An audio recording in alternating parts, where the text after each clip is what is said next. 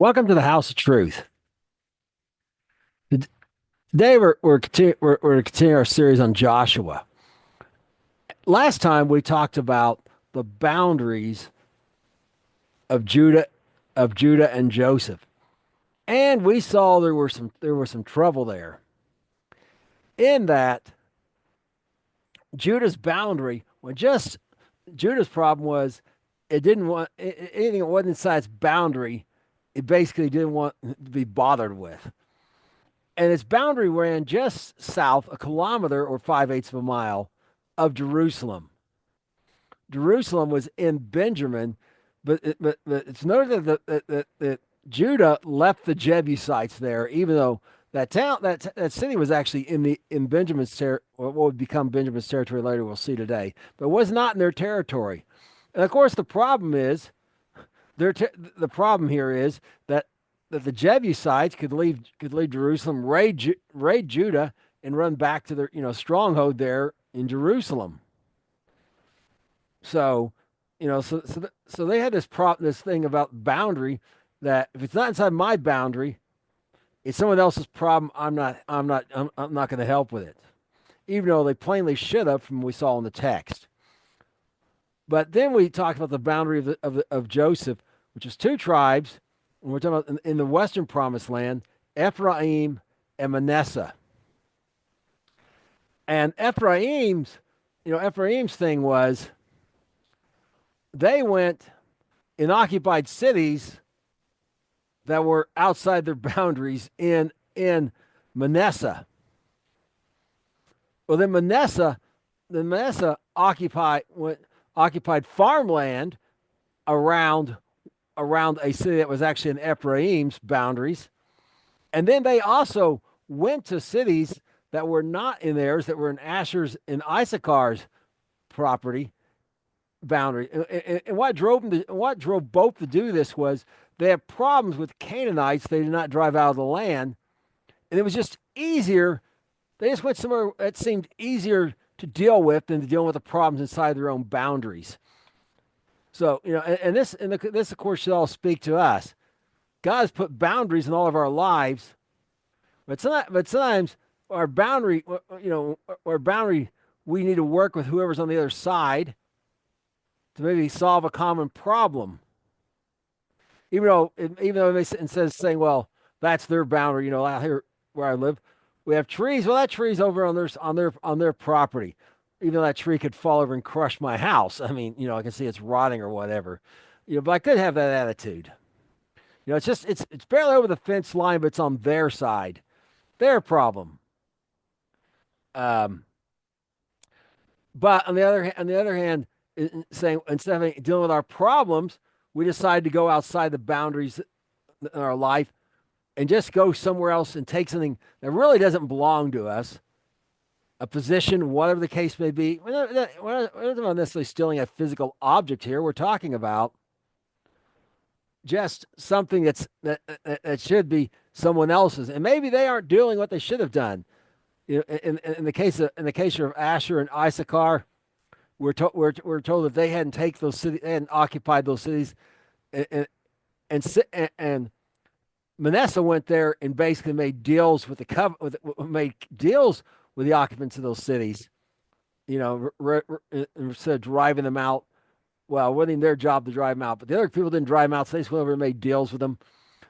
And this is a pattern in Israel. I mean, back to us. So we don't, we don't want to be doing the same thing. Okay, it's our responsibility what's on our side to take care of it, not be going even if someone else neglecting what's in their boundaries. We can help them, but we can't. But we're not to take over their thing and do that. And likewise, we're not to have the attitude, well, that's, the line's here and that problem's over there. That's my neighbor's problem. I'm not going to deal with it. We're not to have that attitude either. And this extends to everything, in the ministry, except because the ministry, you see it all the time. People are pastors, decide they're bored. I'm tired of seeing the same congregation week after week. They decide they decide they're going to be an evangelist. They're not called to do it. They just decide they're going to do it because they're bored with what they're doing because it looks like, man, that evangelist we had last week talked about all those great places he went to and so on and so forth. And meanwhile, that evangelist who's been traveling, going to those great places, is like, man, I'd like to settle down. And he decides, I'm going to become a pastor. No, he ain't called to it either. And and we've seen this too many times. Pastors, people are pastoring who really have no business pastoring. They're a great evangelist, but mediocre at best pastor, or pastors out evangelizing who really aren't very good at it because it's not their calling. They're stepping outside their calling. We've talked before about the importance of that. And this is all illustrated by these boundaries of Judah and Joseph, the two largest tribes. Joseph is sometimes spoken of as a tribe, and sometimes it's spoken of two tribes, Ephraim and Manasseh. So so you got to keep that in mind. But we're now the other thing is it inspired, but their behavior inspired the rest of Israel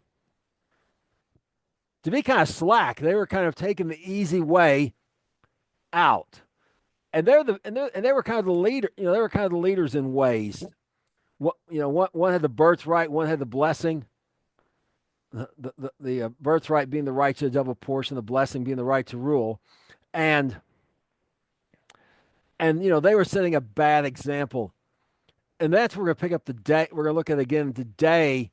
The effect of that bad example was, basically inspired the rest of the remaining tribes, the other seven tribes plus the Levites, to just be lazy as well.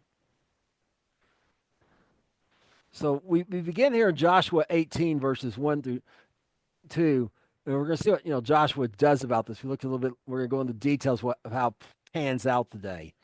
This is what we read in Joshua 18 verses 1 and 2. The whole congregation of the children of Israel assembled together at Shiloh and set up the tabernacle of the congregation there. And the land was subdued before them. And there remained among the children of Israel 7 tribes which had not yet received their inheritance. Okay, so little pauses isn't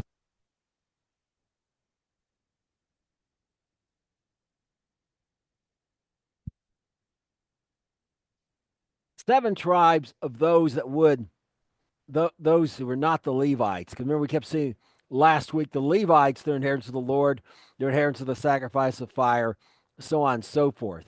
They're gonna have somewhere to live, obviously. But this land is, but they're not going to occupy. They're not going to own any of the land. So that's what so it's really these 7 tribes plus Levi. Levi got perhaps gotten some of its inheritance. Well, no, they hadn't even got any of it yet. Levites there is the Lord, and they're singing him around the tabernacle, and that's all good. And see, here's part of the problem: is the tabernacle is at Shiloh. And they said the tabernacle of the congregation there. That's where they assembled together. The land is subdued before them. The tabernacle was made to be mobile.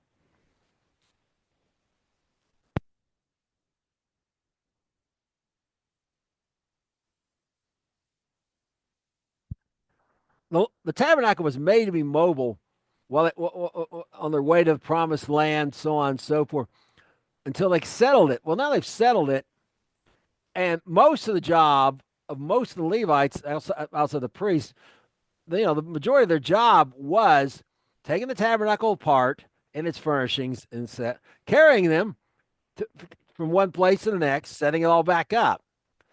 Well, they're out of a job, so to speak.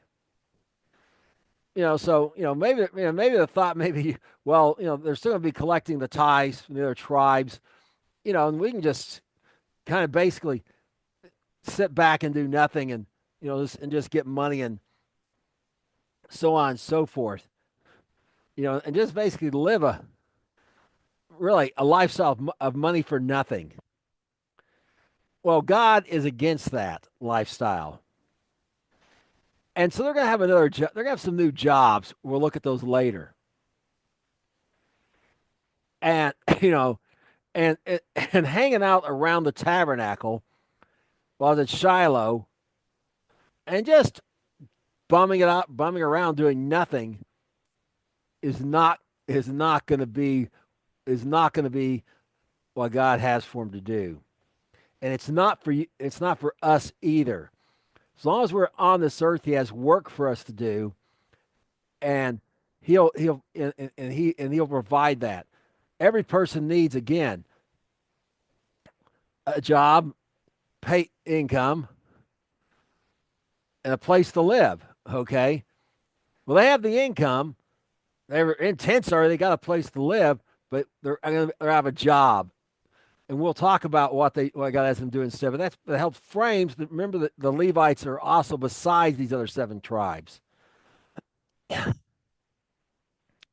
Now we're gonna go to Joshua. We're continuing on Joshua 18:6 through 3, and read the following. And Joshua said to the children of Israel, "How long are you slack to go to possess the promised land, which the Lord your God, the God of your fathers, has given you? Give you out from among you 3 men of each tribe, and I will send them. And they shall rise and go to the land, describe according to the inheritance, and they shall come and see me again. And they shall divide it in 7 parts. Judah shall abide in their coast in the south, and the house of Joseph shall abide in their coast in the north. And you shall describe the land in 7 parts, and bring the description here to me, that I may here to me that I may cast lots for you here before the Lord our God." Okay, so he's going to cast lots, and we looked at the part about Levi, the priests involved as well, and the head of each tribe is also this. So this is all transparent in the up and up and fair, and he's letting them go out there and do the description. Now, these tribes perhaps means each. It's probably each of all 12 tribes. Okay, so they're all witnesses of what they saw. Okay, and they're gonna go around the different places and different groups, and so it can be divided in 7 parts. But notice he's letting them know again. As we said last week, they're not going to get someone else's stuff. You're not going to get their boundaries. You're not going to just keep living, because basically right now where they're at, where the camp's at, is perhaps in the land of Ephraim, possibly that in the area between Ephraim and Judah. And what they really have got control. Remember, they went all the way up north on the western side, about 20-mile wide path, and cleared out things. But they're not. But they've been occupying it. They've been settled it. And if they don't settle it, someone else is going to move in. And that's just the way. If someone comes across there and finds an empty city, they're going to move into it. They're going to have squatters in no time if they don't get busy. But they're all just content to live down here where it's fortified. The whole army's there. The trouble's far away. But he's telling them, no, we're gonna find out what part yours is. And now remember, after this, it's up to each individual's tribe's responsibility is to deal with the problems inside their boundaries.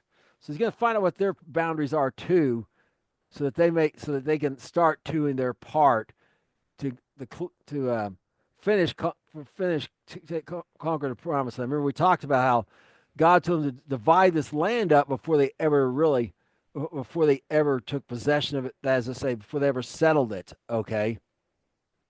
So so they can decide ahead of time whose responsibility is to go in there, occupy this part, drive out the bad guys, and settle the land. We continue on Joshua 18:8-10 with this. And the men arose and went away, and Joshua charged that went to describe the land, saying, "Go and walk through the land, describe it, and come again to me, that I may cast lots you before before the Lord in Shiloh." And the men went and passed to the south, described it by cities in 7 parts of a book, and came again to Joshua to the host at Shiloh. And Joshua cast lots before them in Shiloh before the Lord. And there Joshua divided the land of the children of Israel according to their divisions. Okay, again, notice this is not Joshua, I don't know, just saying this is the way it's going to be. The Lord's deciding. When the lots cast, the Lord's the one that does the deciding. We're told Ecclesiastic. Lot may be cast to settle a dispute, but the Lord determines what the lot does.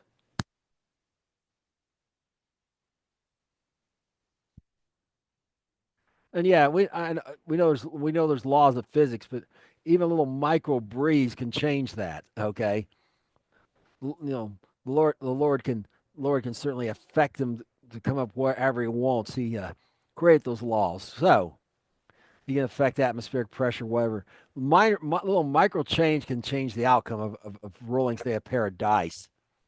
So, so this is gonna be open. It's gonna be transparent. It's gonna be fair. They're all involved. They're all witnesses. Right, the seven parts in a book. Okay, and remember, and remember, the land, each tribe's supposed to get a plot proportional to the number of people that were in it in the last census that happened right before they entered the promised land. Okay, so every man ends up with roughly the same thing. It's the same ideal America had.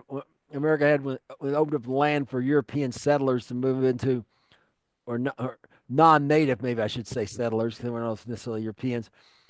160-acre plots. Everyone got the same size. Well, this is kind of the same ideal, but each tribe is going to have clans inside of it and so on and so forth. And people are going to live in that. But the host, so it's about the host size is going to be proportional. Now, we're going to read now. Read the next one. We're going to remind you of an important statement that Moses made concerning Benjamin. We look at the first lot here, it gets cast, that Benjamin made when he blessed Benjamin in, right before he died. We talked about in the death of Moses. And here's what we read. Actually, this before.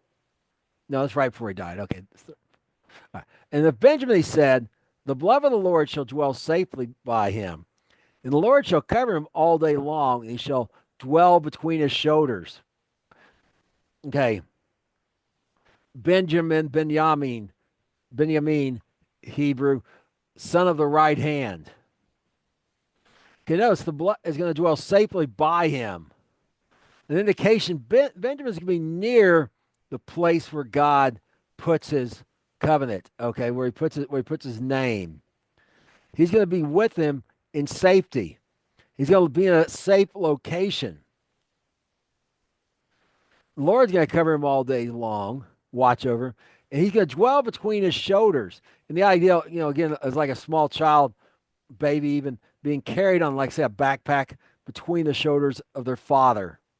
Or Native American women used to have a papoose they carried their children in. This has not been uncommon. Well, the imagery here. The shoulders, of course, being between the shoulders being a plate. The shoulders being connected to the arms, a place of strength. When people defend themselves, grab a sword and a shield, they're using their arms, and of course, the shoulders what connects that to the torso.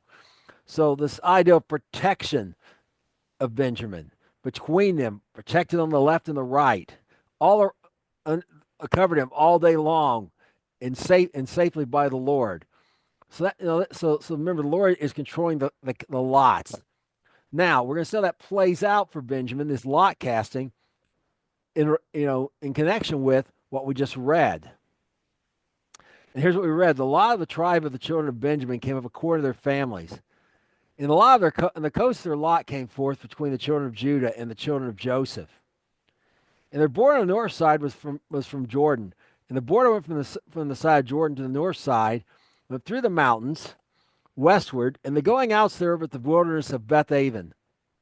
And the border went over towards Luz, and the side of Luz, which is Bethel, southward. And the border descended towards Adaroth Adar, near the hill that lies on the south side near Beth Horon. And the border was drawn.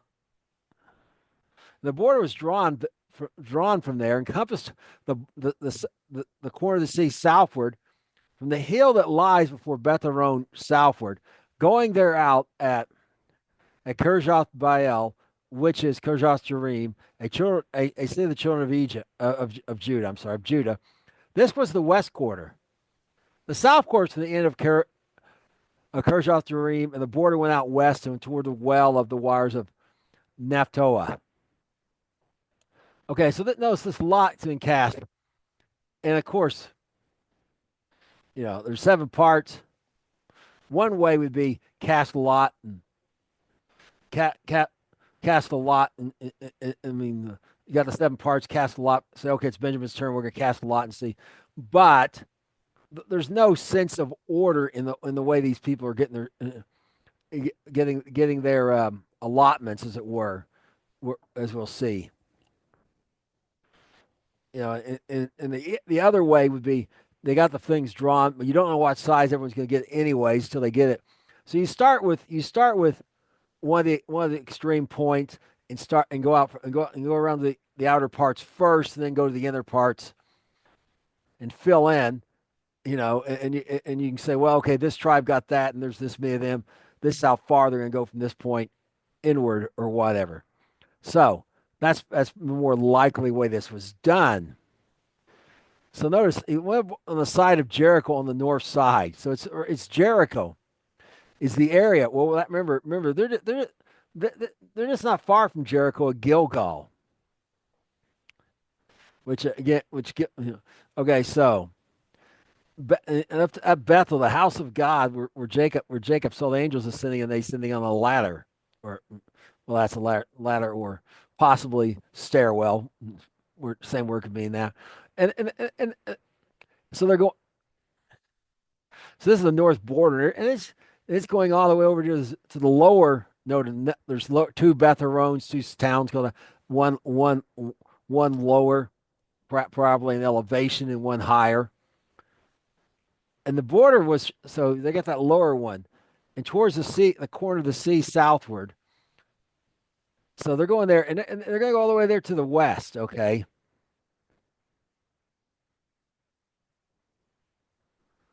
Oh, okay. The corner of the sea southward. Now we're at the western border. And this was the west quarter. Okay, yes. So this is the western border. And then we're gonna start going from there southward. So now, you get this ideal.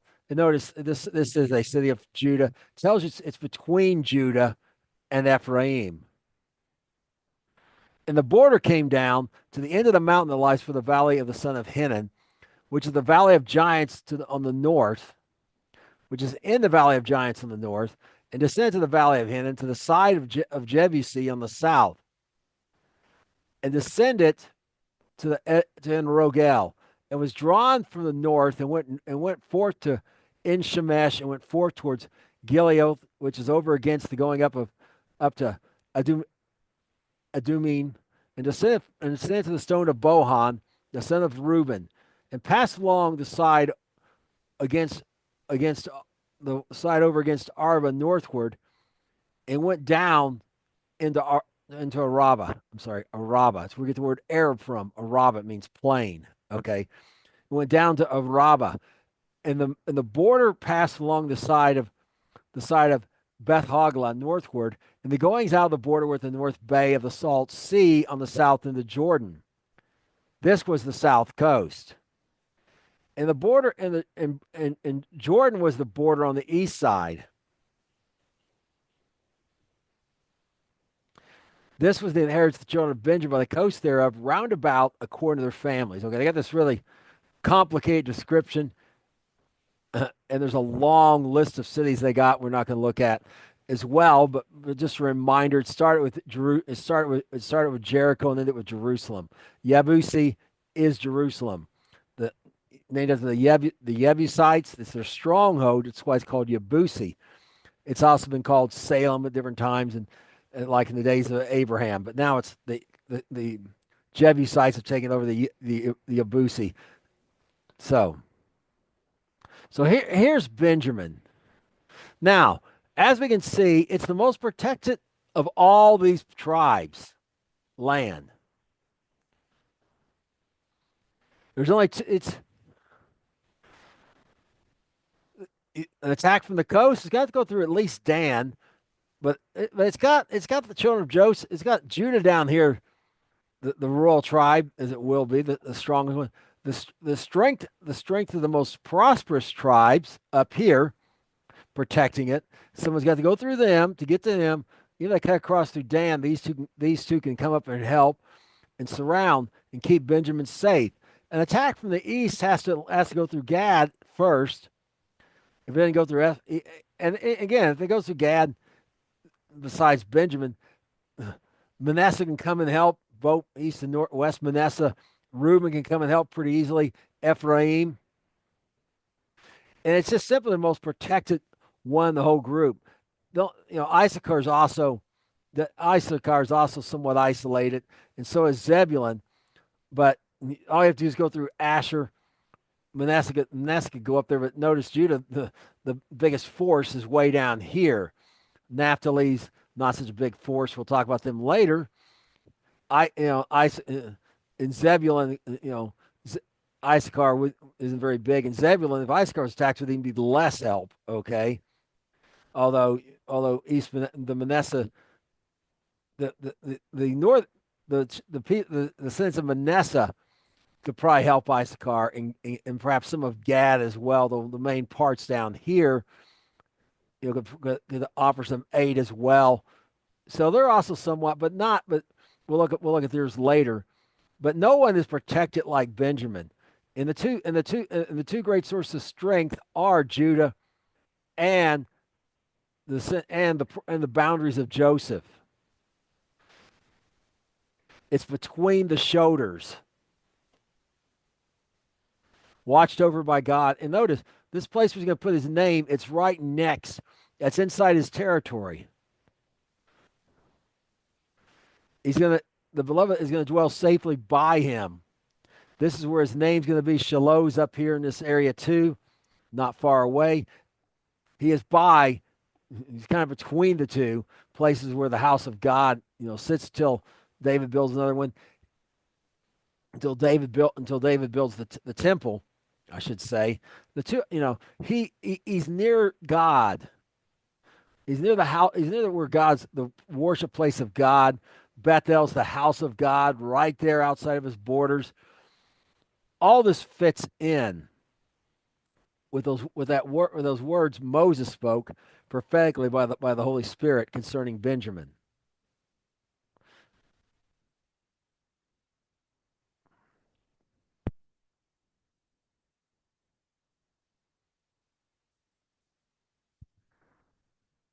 Okay, so now all of Rachel's children have gotten their allotments, but not all of but not all of Leah's. In fact, only one of Le, Le, Leah's Reuben and Judah have gotten their allotments, but that's it. That's it of the children of Leah. So now we're going to look at the next lot, and we're going to see these. Speaking of work spoken by the Spirit of God, prophetic words. We're going to look at the curse of Jacob on Simeon and Levi next.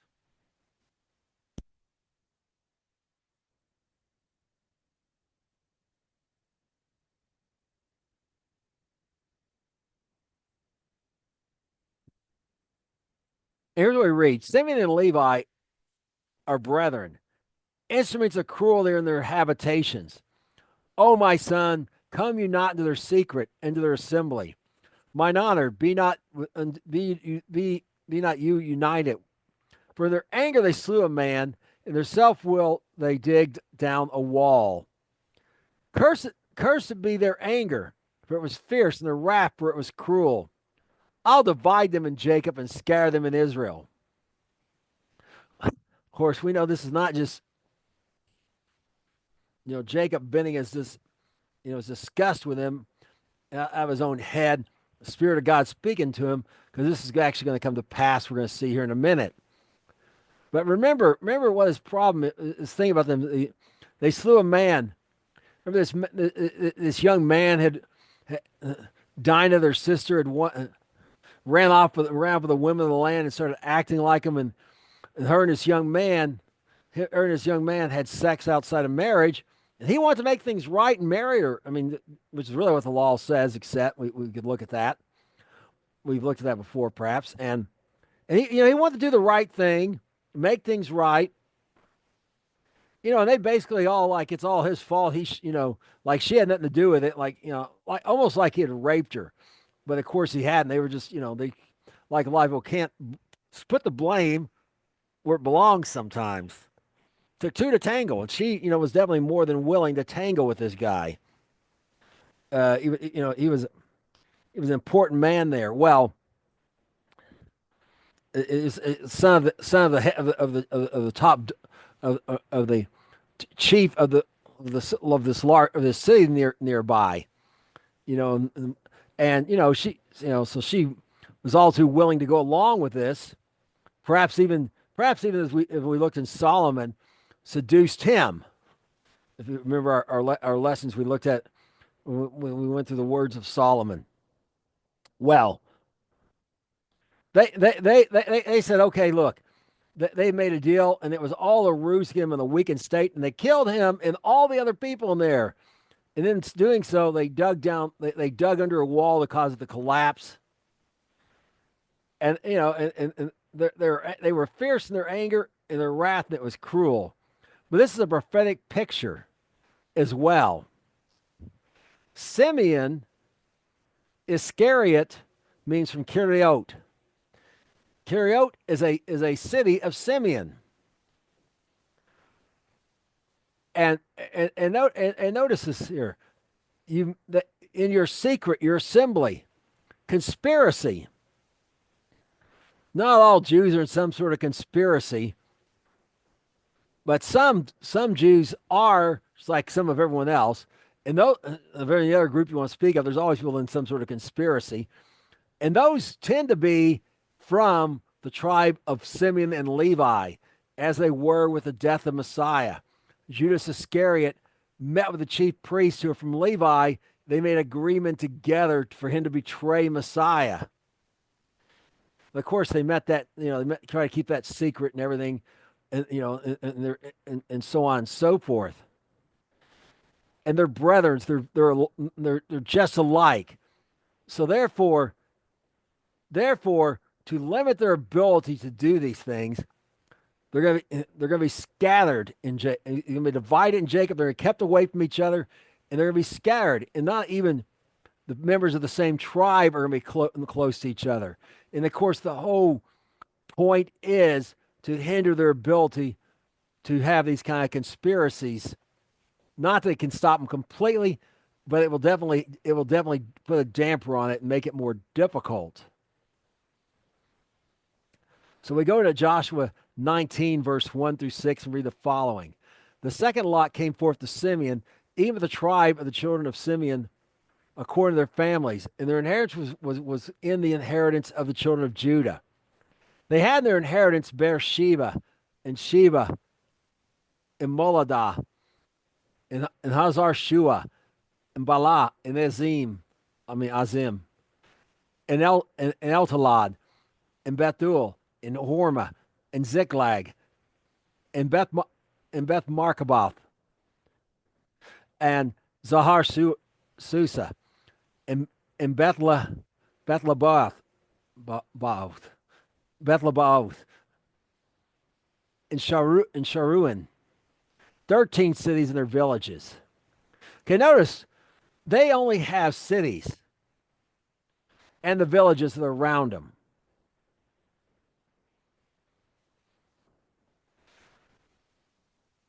This is all they have. But, we're not done. There's 13 cities. They're not even all in one group we're going to see here in a moment. Okay, they got these 13 cities near each other, near Bathsheba. We'll look at where that is. And now I want you to notice their inheritance was in the inheritance of the children of Judah, and we'll see why in a moment, okay? They don't have a land of their own. They have some cities and the villages around them. So when it's a city, it means a walled city. Unwalled villages that are connected to it, not far off, probably in the area of the suburb, like we think of a suburb today. A city, say Tulsa, may have a suburb, say Broken Arrow, where there's an invisible line. Well, in their case, there's an invisible line. There's a wall. But yeah, that wall was sometimes referred to as a skirt, and the villages right outside were the outskirts. So this is what we're talking about, okay? So they're they're all they got is suburbs in urban areas. That's it. And they got 13. They got one group of 13, but notice they got a different group here of some more. Ein, Rimmon, Esther, Ether.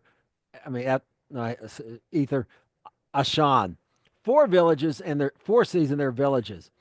All the villages round about these cities to Balath Beer, Ramat to the south. This is the inheritance of the tribe of the children of Simeon according to their families. Out of the portion of the children of Judah was the inheritance of the children of Simeon. For the part of the children of Judah was too much for them. Therefore, the children of Simeon had their inheritance within the inheritance of them. Okay, why was it too much for them? Well, where the Lord had given it to him, and why those boundaries. When he talked about the boundaries of Judah, but remember, it's supposed to be proportional, so every man gets approximately the same size piece of property. So each tribe's proportion is going to end up being based on how many people are in that tribe. Well, Judah's total land size was more than their people, the number of people they had in their tribe. To keep things proportional.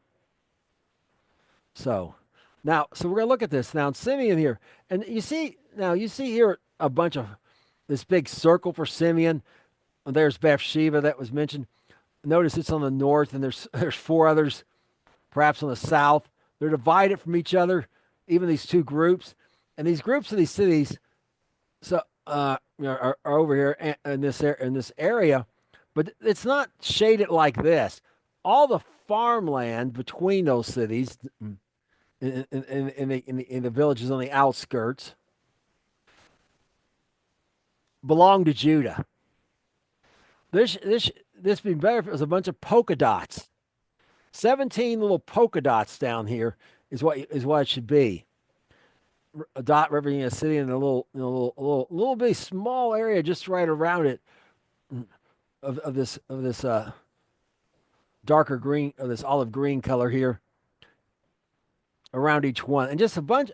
Now, of course, we don't know where a bunch of these places were, so we have to guess. But there should be 17 polka dots, not this shaded area that all belongs to Simeon. Simeon got no farmland,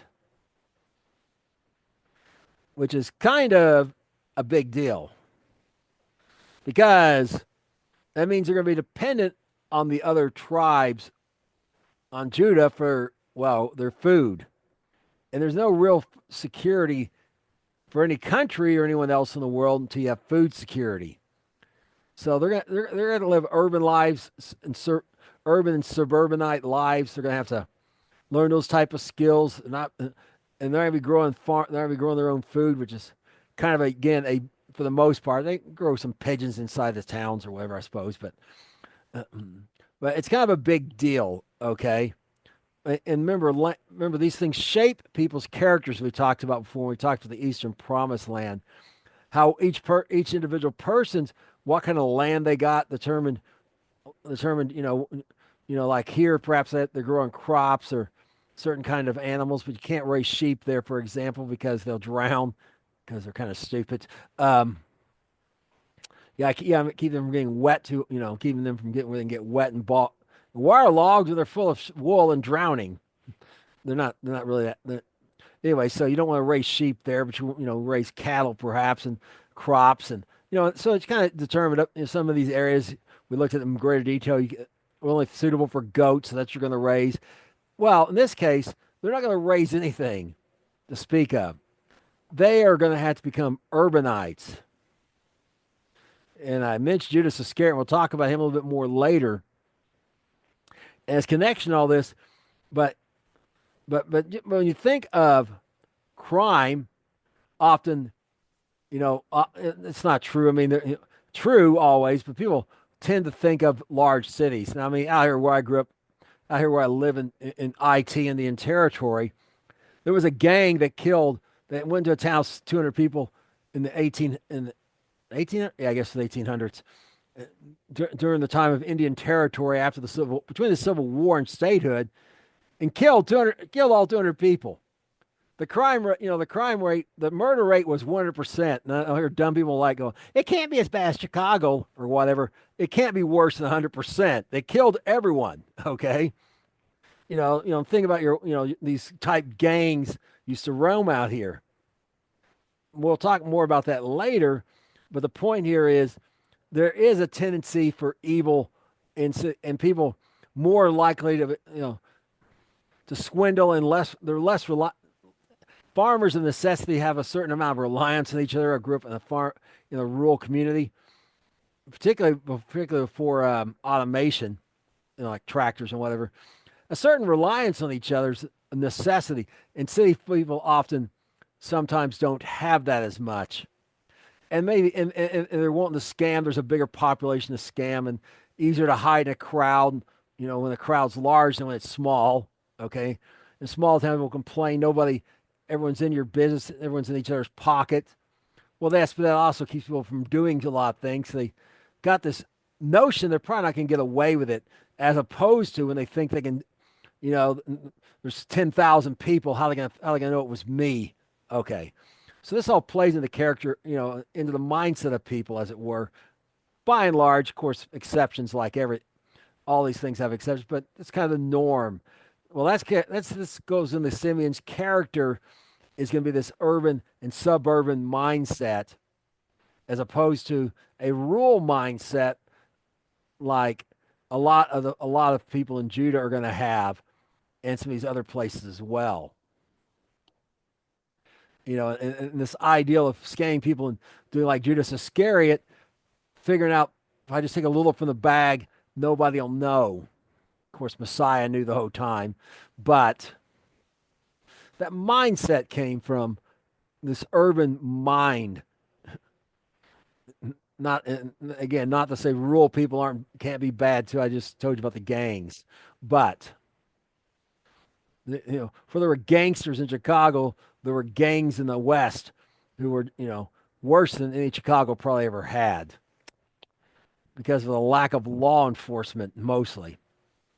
Okay, we're going to continue on now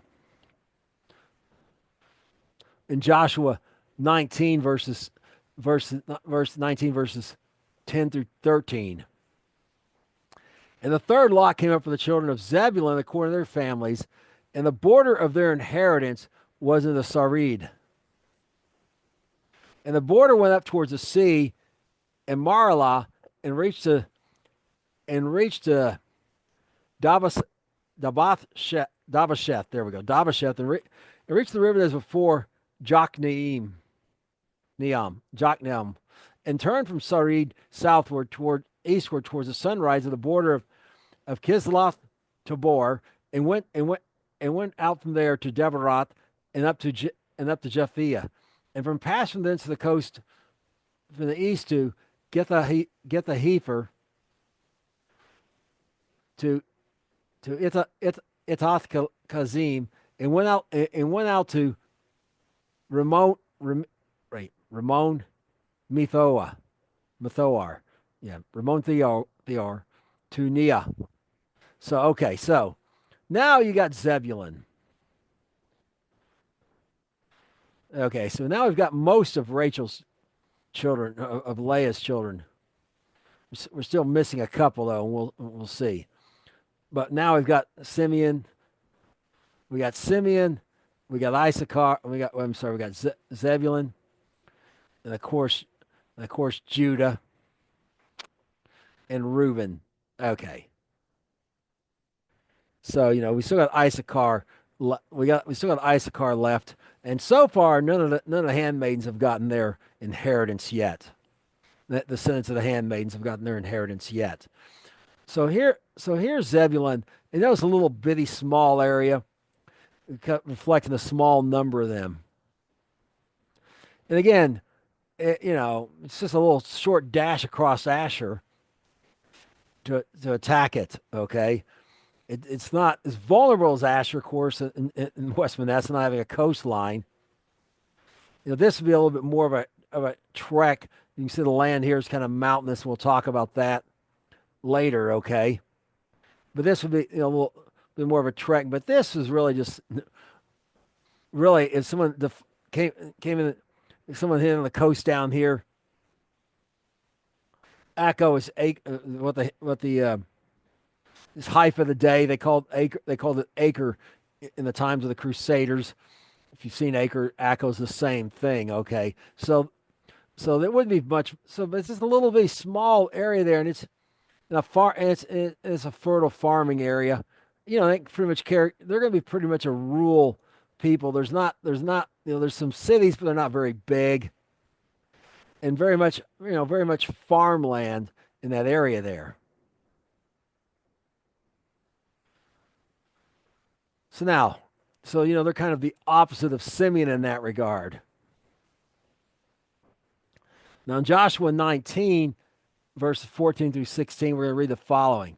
The border compass on the north side of Hanathon, and the going out there, the valley of Jephthah, wait, yeah, Jephthah, Jetha Hill. There we go, hell. Jetha Hill. And Katah, and Nalio, Nahalo, and Shimron, and Edalah, and Bethlehem, or Bethlehem, more accurately. 12 cities and their villages. This is the inheritance of the children of Zebulun according to their families. These cities are their villages. Okay, I jumped a little bit ahead. We're showing the map, but notice there's a Bethlehem. That's why it says Bethlehem Ephrata for the one in Judah, because there's two of these, means house of bread. There's two of them, and one's up north there. So they only have 12 cities. And remember we just saw that Simeon had 17 cities. Of course, they have some farmland, and Simeon didn't have any farmland. But it gives you the idea that there's just not very many of them. And if we looked at the census, we'd find out that was the truth. That was the case, okay? So look, the going out or in the valley of, again, this is, largely a farming area. Crops would probably be primarily grown in that area. Perhaps, orchards, things of that nature. Very much a farming type allotment. Well, we'll call these 12 tribes places states. We'll use that kind of metaphor. It would be, an Iowa or type state or something of that nature. Something of that nature that, just think farm country. Now we're going to go to the fourth one. And the lot came out to Issachar, the children of Issachar according to their families. And their border was towards Jezreel, Kisaloth, Shumian, Hapharaim, Shihon, Anaharat, Rebith, Kishon, Abaz, Remeth, Enganim, and Hada, Beth Pazaz. And the coast reached to Tabor and Shahazamah and Beth Shemesh. And the goings out of the border were at Jordan, 16 villages with their cities, with their villages. There's the tribe of Issachar according to their villages, their families, their cities, and their villages. Okay, now Tabor, Mount Tabor. Some people think that was the Mount of Transfiguration, perhaps, possibly. A very, very important place in Scripture. And on this map, here's Issachar's, and there's Mount Tabor there. And remember, the other one had that city. Zebulun had a city near there as well.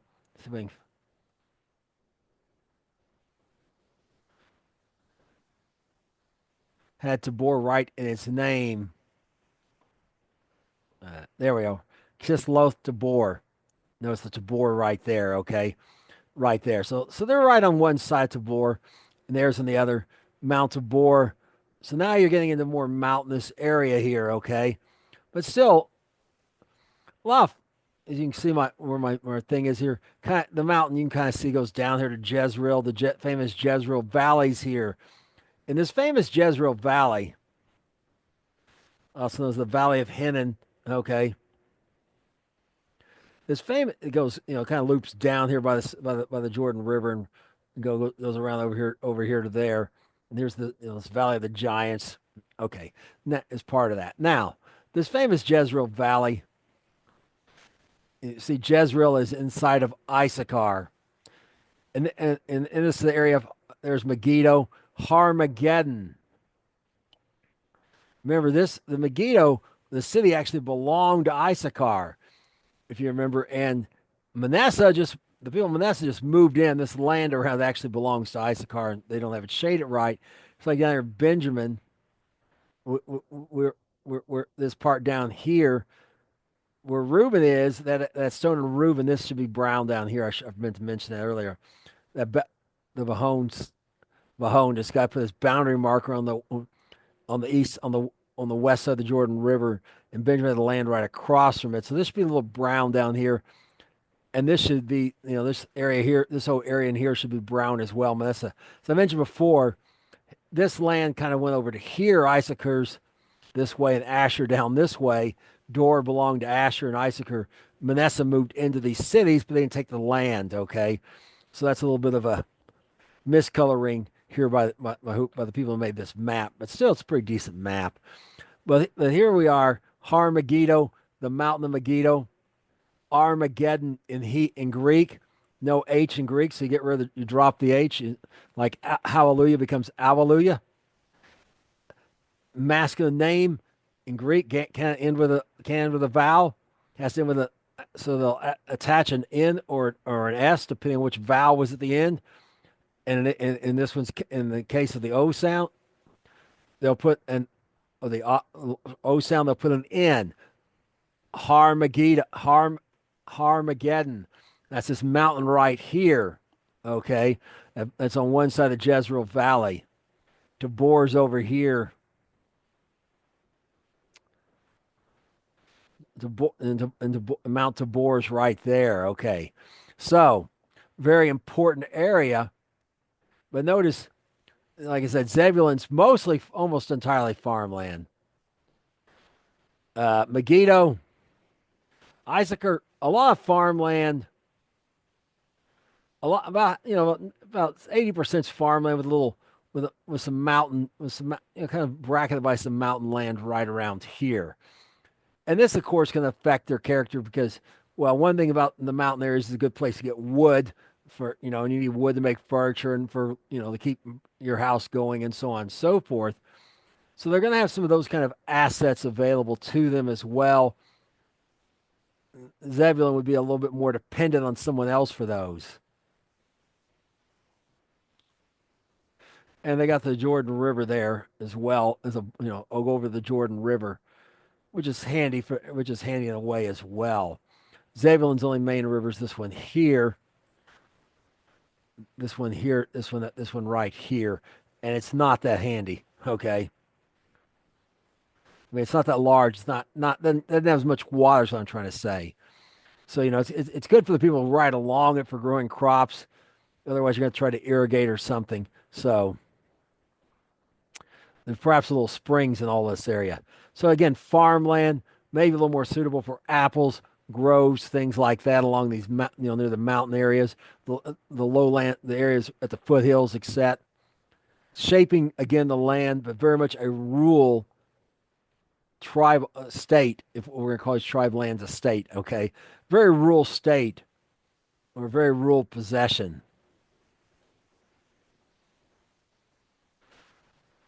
Okay, so apparently that's the last of the children of Isaac. That's almost the last of the children of Leah. We got Levi left. We'll talk about him later. So there does appear to be they were throwing the lots by in some semblance of order here.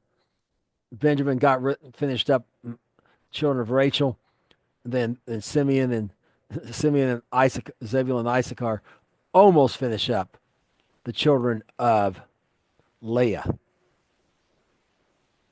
Now we're going to go to the fifth lot. In Joshua 19, verses 24 to 29, read the following. The lot came out for the tribe of Asher according to their families. Their border was Helkath and Hali and Bitan and Akshaf and Alamelech and Amad and Misiel that reaches to Carmel westward and to the Shehor Libnath that goes down towards the sun rising to Beth Dagon in Beth Dagon and reaches to Zebulun in the valley of Jethela north towards the north side of Beth Lamech and Bethel and goes out to Kabul on the left hand and Hebron and Rehob and Haman and Kana even to the great Zidon. And the coast there turns to Ramah, to the city of Tyre. And the coast turns towards Hosha, and the outgoings thereof were at the sea from the coast of to the coast from the coast to Akzib. Okay, so Asher's up here, the famous. They got it's mostly coastland. Of course, they're going to be largely fishermen, but also they got this important bay right here. Yeah, there's a little bit of bay opportunity down here and here, but this is this I mean have a port, a place to pull in. You can build a harbor, but this is the only real bay in Israel today. It's the same. Most of them come through by ship, come through Haifa, come up in this area, and they're not far from the sea. Nowhere on here. Here's our scale: 10 miles. You're never more than 15 miles in Asher from the ocean. And most time it's more like it's less than 5 for most people. And the towns tend to be along the coast here all the way up to the this here's today called the Latani River, that famous boundary you may have heard about where Israel pulled out in the 90s and then been being attacked and now says, hey, we got to go back to taking control of that part of Lebanon again so to keep the terrorists out and keep the terrorists out. Well, this is the land of Asher. Notice it goes down to Zebulun as it says. And here's Carmel. Okay. Mount Carmel's mentioned. So it's got the land along this river, and here's Carmel, and you can see out to the Carmel's really right here. You can see out to the sea. But remember, Dor was mentioned as being part of Asher that Manasseh just sort of went and moved into. So they're very much going to be driven by that. The beach down this way, a lot of it is much more recreational. Different beachfront property has different values based on what the structure, sand versus gravel versus a bunch of sharp rocks versus how deep is how far out you go before the continental shelf drops off, etc. You got deep water, you got sort of a deep water, pretty deep water bay here. I don't know if it's truly a deep water port, but it's pretty good. And for back in their days, it was more than adequate. Okay. Not sure you could put a super tanker could pull into this port today, but still, it's a decent sized bay there. So they got this adequate bay, and they're all gonna that's very much gonna drive them connected to the ocean in a lot of ways. And of course, the problem is perhaps sometimes a little beach culture as well.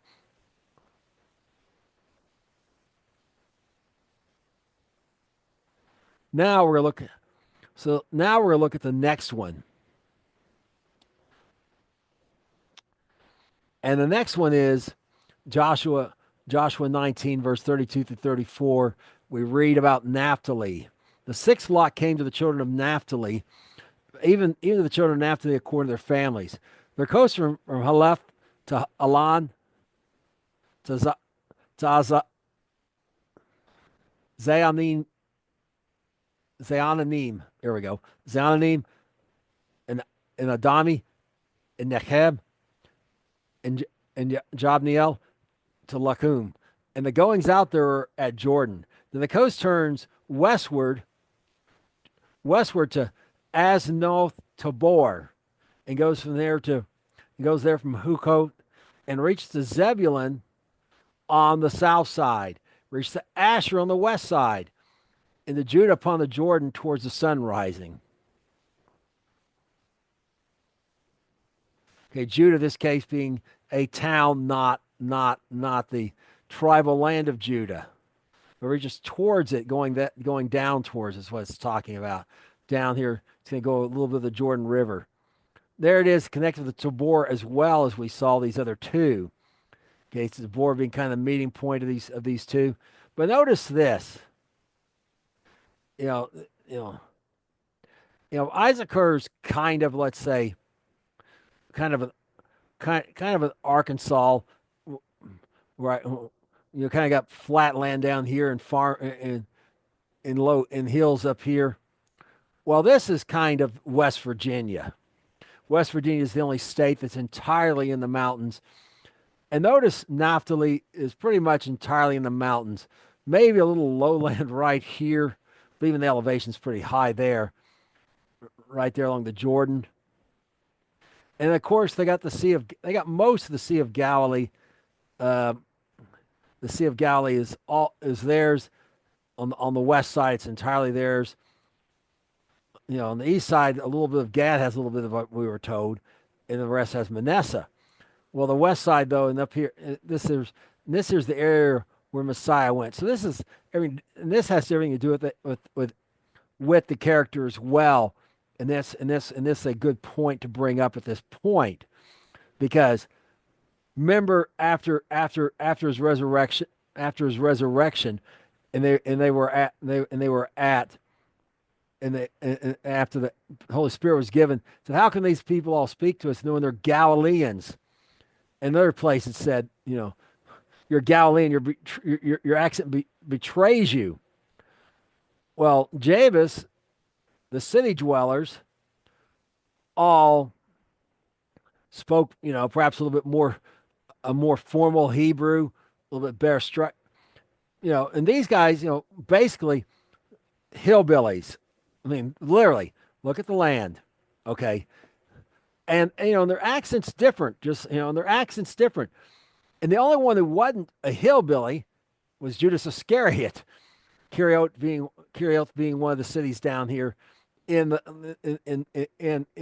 Simeon.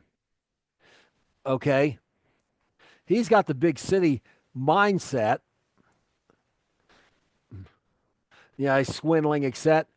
And these guys are a bunch of hillbillies. Okay, and Messiah probably spoke with the same accent too. By the way, having grown up there, be like, "Verily, verily, I say unto ye," you know. And I know he didn't speak King James English, but you get the idea. I grew up in Arkansas, and I can put the accent on where people I grew up on when I need to, just like that, because I heard it growing up and learned it, and I can take it off because I also lived in St. Louis all the time, half the time or whatever. But they couldn't take it off and put it on and this is shaping their character. These hills, I mean, this is a land of 1,000 hills that they're living in. Okay, think Appalachia again. Think if you want to think of a state that they're most like, think West Virginia. Okay, as far as a state in the United States goes.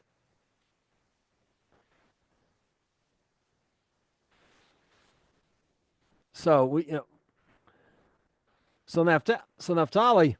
Now we've gotten the youngest son of Zilpah and the youngest son of Rachel.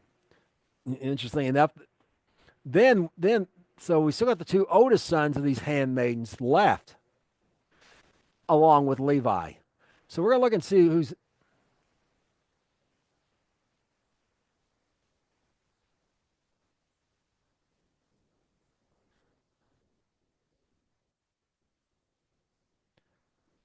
Nope. Nope. No, we're in her Gad.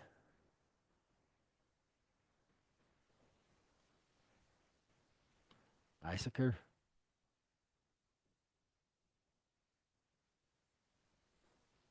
Oh no, we did Gad's on the west side. Never mind. Silly me. Gad's over here. Yeah, Gad's been taken care of along with. So the only one left now is the oldest son of Bilhah, Dan.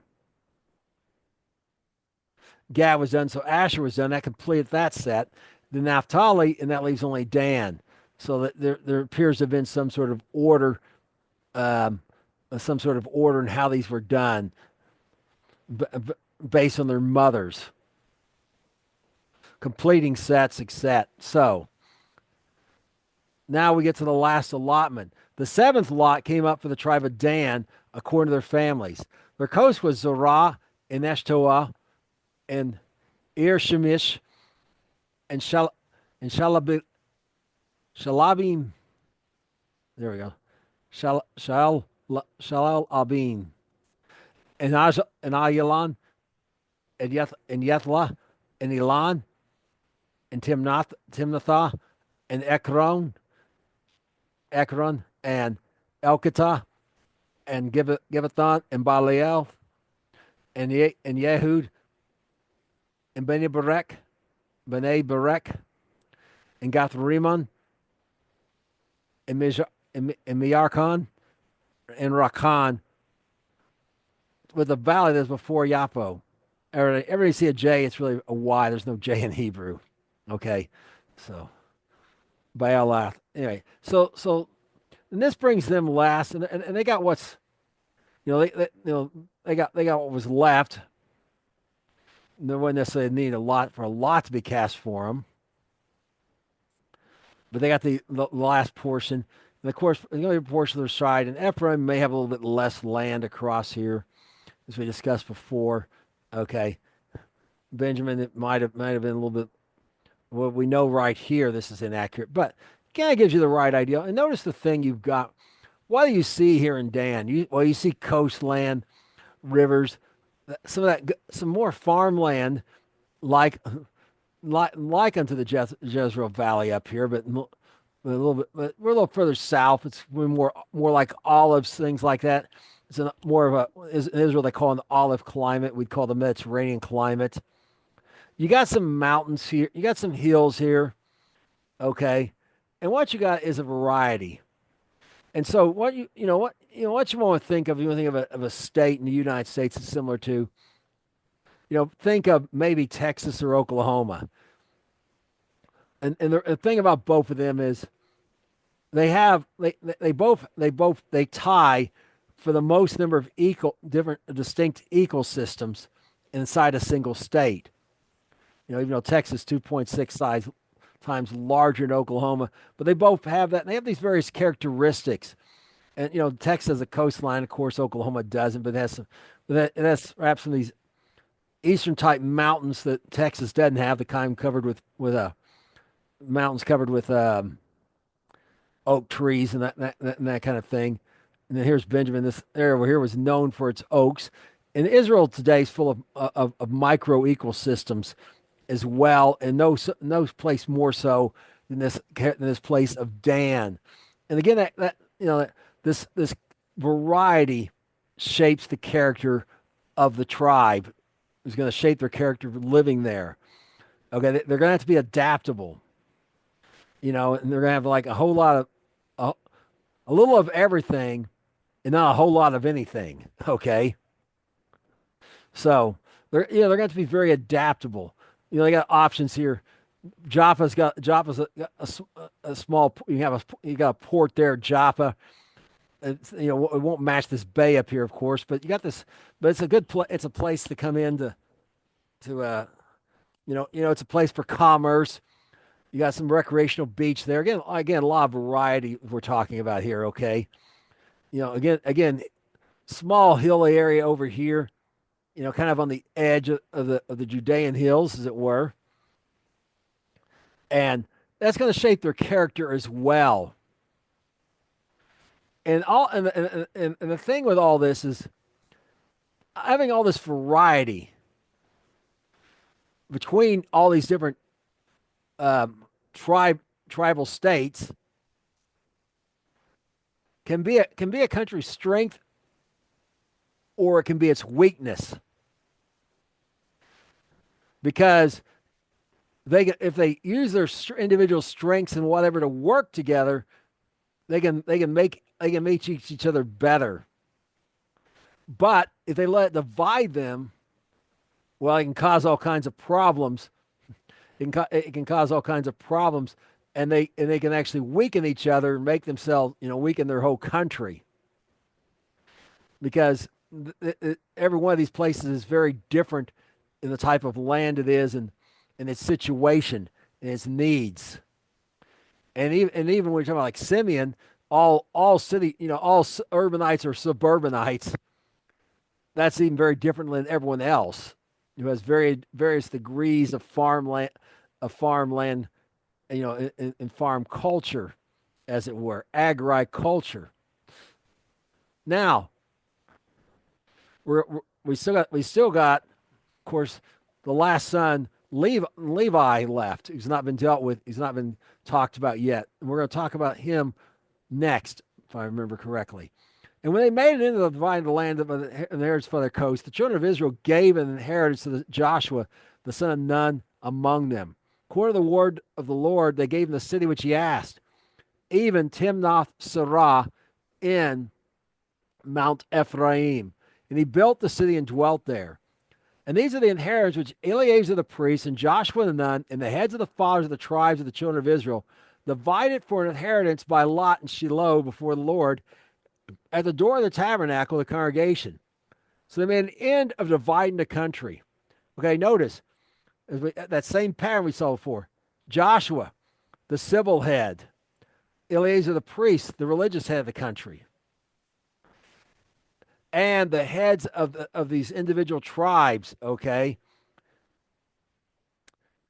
Kind of if parallel, if you want to kind of go with the United States model, the state level leaders, okay, like the governors.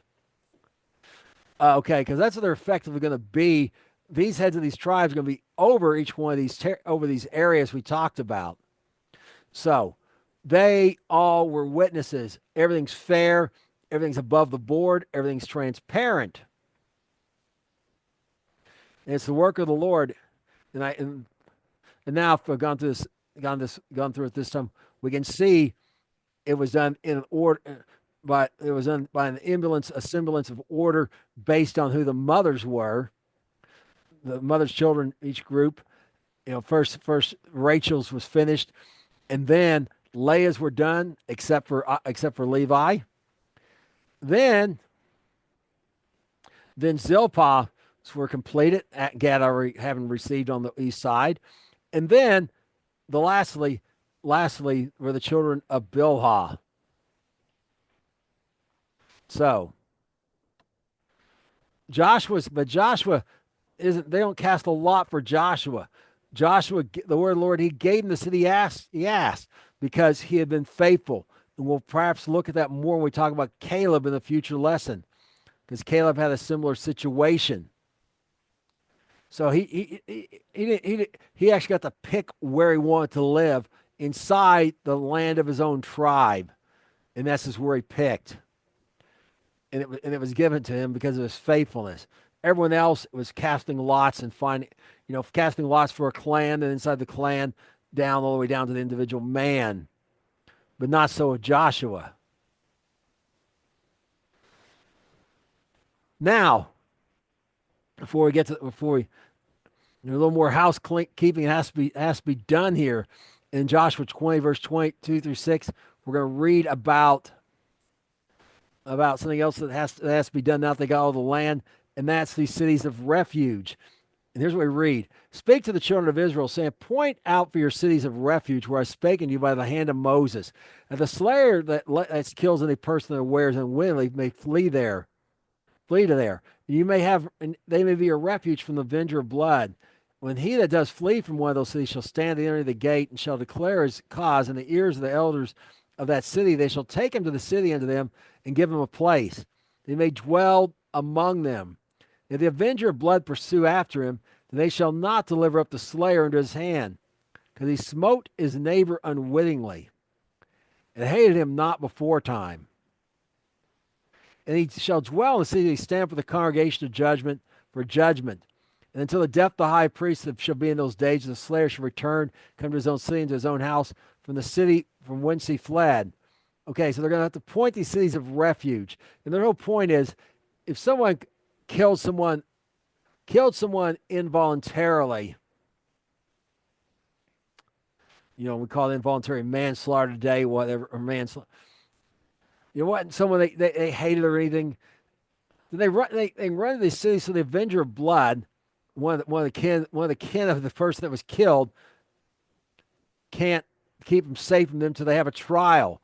And if they're found trial, we saw found guilty, they're handed over to the avenger of blood, hand over to the family of the one that was killed, and whose family then kills them, who then kills them.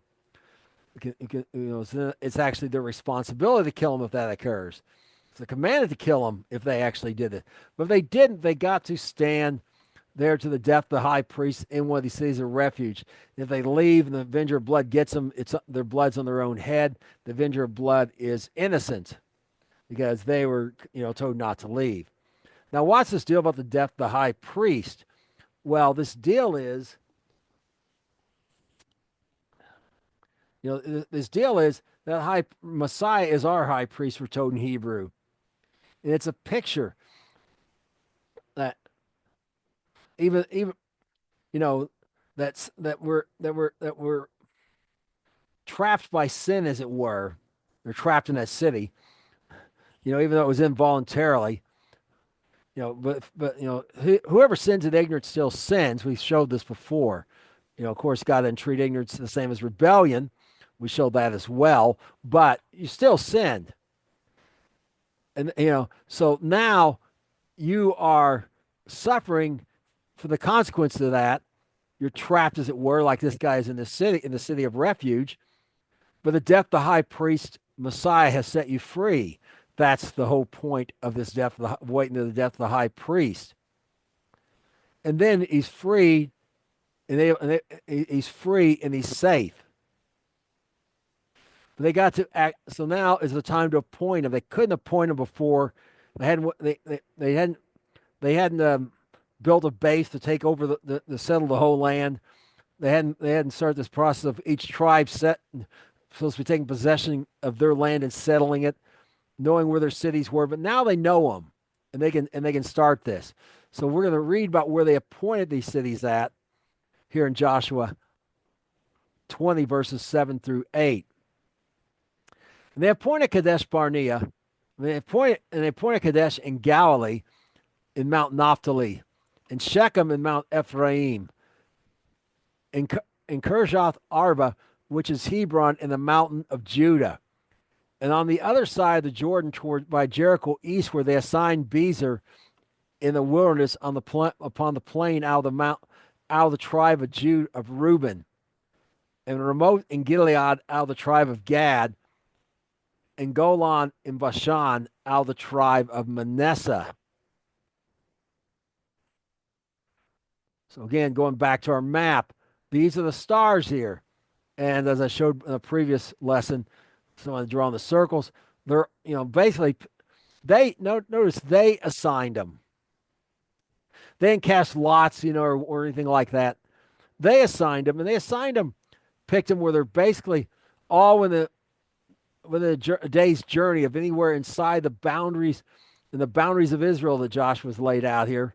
And remember, these boundaries here don't go out near as far this way as the guy shows. We talked about that before. And this here, remember, all of the cities of Gilead are Gads, so they're up here. Okay, so this here should also be Gad also, we talked about. But the point here is, you're never more than a day's journey anywhere unless you were seriously far south in Judah. You're never more than a day's journey from a city of refuge. Again, the exception would be if you were way down south, in the south end of Judah's territory, you might be more than a day's journey then. You're certainly within 2 days' journey. 2 days' journey if you go there, because it was a 2-day journey if you went straight from up here in Zebulun down to Jerusalem during the time of Messiah. So you're 2 days' journey maximum. 1 day journey most likely. You can get to your city of refuge. All you got to do is head there and don't stop, and you're going to make it. So this is the point here. So they picked them out so they'd be spread out, in kind of a that manner that someone always would have a way to get to one of these. They'd be able to do it within a day's journey in most cases.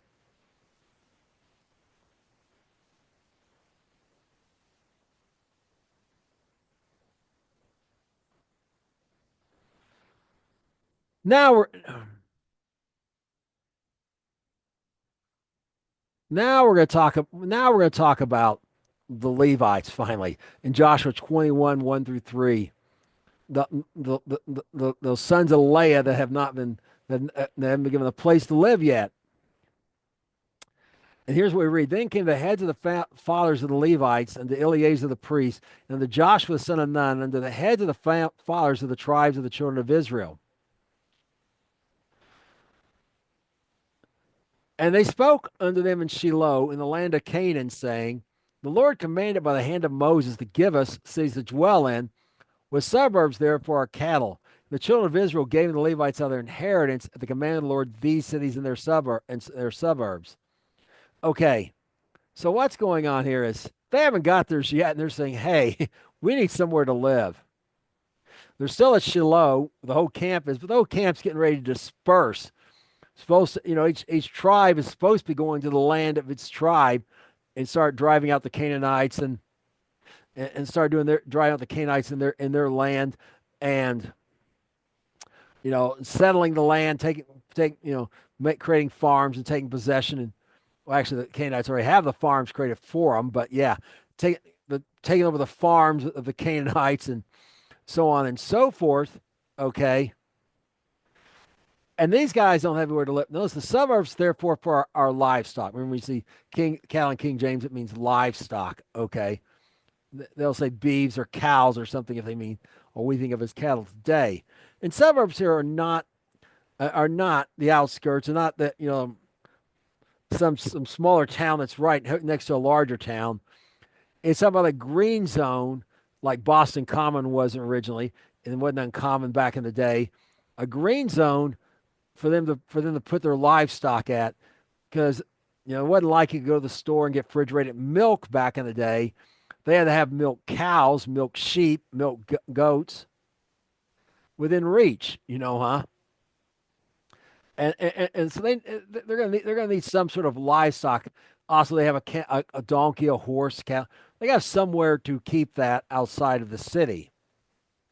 Okay, but particularly again these type of farming type animals, they're going to need just to supply minimal food for the city. Things they've got to get fresh again, like milk. There's no refrigeration back in their day. It's if you want milk, you got to go out there, and that cow's got to have somewhere to graze. So again, and remember that green zone is about a kilometer or 5/8 of a mile all the way around the city. So only cities, though. Notice. So they're going to get only cities. No villages on the outskirts. Completely urbanized. Now, let's continue on here in Joshua 21, verses 4 and 8. And a lot came for the families of the Kohathites and the children of Aaron the priest, which were the Levites, had by the lot out of the tribe of Judah and out of the tribe of Simeon, out of the tribe of Benjamin, 13 cities. And the rest of the Kohathites had out of the families by the tribe of Ephraim, out of the tribe of Dan, and the half tribe of Manasseh, 10 cities. And the children of Gershon had by lot out of the tribe of Issachar, and out of the tribe of Asher, and out of the tribe of Naphtali. Now the half tribe of Manasseh in Bashan, 13 cities. And the children of Merari by their families had out of the tribe of Reuben, now the tribe of Gad, now the tribe of Zebulun, 12 cities. And the children of Israel gave by lot unto the Levites these cities, their suburbs, the Lord commanded by the hand of Moses. And we're not going to read the list of this. We're going to lead the list of these cities, but I want you to notice Okay. The Kohathites, that includes the priest. Notice where their cities are from. They got one group that's from Judah, Benjamin, and Simeon. All right, all here connected.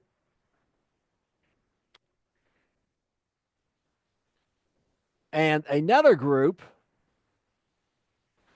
Ephraim, Dan, and the half tribe of Manasseh. Okay. So this division here is purposely brought out. Okay. Why? Javis here, which is Jerusalem. Simeon's connected to Judah because the cities are inside of it. Judah and Benjamin are connected by Jerusalem. So the priests are all in this area here close to Jerusalem, their cities. Well, not necessarily closest, but yeah. But with this connection, okay. These lands here, these other lands don't have that connection to Jerusalem as tightly as they do. And they're going to get them, and they're going to get their cities in West Manasseh, Dan, and Ephraim. So those are all staying together, but in two groups. Okay, the priests and the ones closest related to them are going to be close to this in the area. They're closely connected to Jerusalem, and the others are going to be a little further out. Now, Gershon, Issachar, Asher, Naphtali, and half the tribe of Manasseh in Bashan, the 13, in other words, East Manasseh. Okay, so they're getting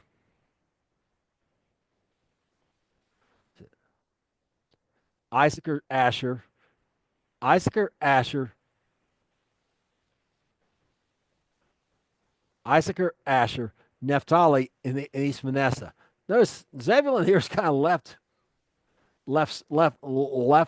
here isolated. They're getting all these ones here connected to. They got a connections to the water of some sort, the Sea of Galilee, the Sea of Galilee, or you got this mountain to Bork connection, but it's not make any difference. But they're getting this area here to connect to the Jordan River. All right, it's here connected to the Jordan River or the ocean. Okay, and some's mountains and some's mountains and some's not and whatever. But you're getting this whole area here. Okay, and it says Bashan, so they're not perhaps getting cities down this area, but up here, and Golan would be one of them because all those cities of refuge are Levitical cities. So they're getting those cities. But look what's left for the Merari, Reuben and Gad, and half in the tribe of Zebulun, 4 cities roughly in each area. Well, you got perhaps Gad going up this far. There's some of them are just totally disconnected from the rest. 2 of them are these bordering states, as we'll call them, and this one's over here by itself out here in farm country. Is out here in farm country. Well, so they're even broken up between the two. They're divided in totally different types of land and situations, but they're cities. But and of course that plays something on the character of a city as well. You think of Chicago Bulls because of the beef king the bulls used to be brought there, killed and canned to be sent east for food for out in New York and so on and so forth. And things of that nature. People will talk about a city and be something connection to the land around it as well. Well, very different land, very different connections there. So these people are really scattered. And here's what we read in Joshua 21:41 through 45. All the city of the Levites and the possession of the children of Israel were 48 cities with their suburbs. These cities with every one of with their suburbs round about them, thus were all these cities.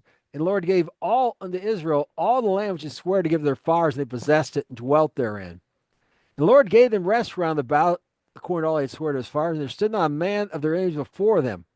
The Lord delivered all their enemies into their hand. Yet there fell not any good thing which the Lord had spoken to the house of Israel, all came to pass. Okay, we'll look at, as we mentioned before, he's allotted it, but they haven't even, they've just went this little strip up here down about 20 miles wide, maybe at the most, 100 miles long. There's all these places. And and we've read Joshua said there's much land. The Lord said there's much land left to be possessed. But they have this base, is what he's given them. And he's given them rest. And and they defeated all their enemies. Doesn't mean the job is complete, the work's done, but it's done for their generation. Okay. Their generation's done. It'll be the next generation's turn to continue on the process. We'll talk about that if we, examine the book of Judges, how well they do in that regard. But he's done all he's promised them to do. Everyone's terrified of him. They've got they've cleared out this area. All they got to do is move in there, settle it. The farm's already built and everything for them, anyways. Settle it, settle down there, and then expand. He's done everything he promised he would do. However, this arrangement is less than ideal. For one thing, you have this problem of all these cities of some of these people living in cities only. Simeon, urbanites and suburbanites only. Scattered, polka dotted around here.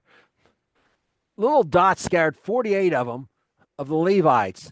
Completely urbanized tribe, okay? Different land as well. Kind of, so to speak, West Virginia right here next to Iowa, okay? And these things could be of value, but they're meant to work together. But because people are not obedient to God, and so they tend to work against people if you let them, which is exactly what happens in Israel over time. And this is what's happened.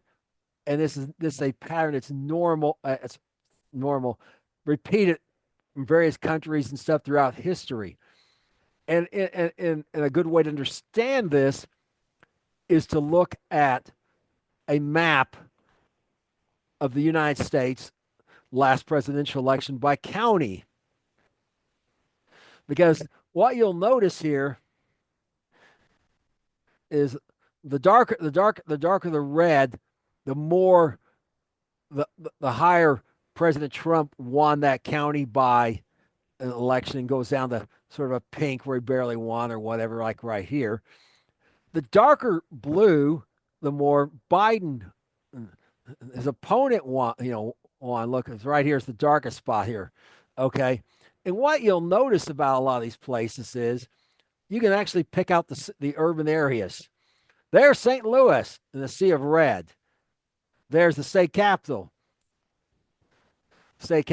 of Missouri. Small town, but got all this influence from these other cities. Here's Kansas City. And it's not it's not hard.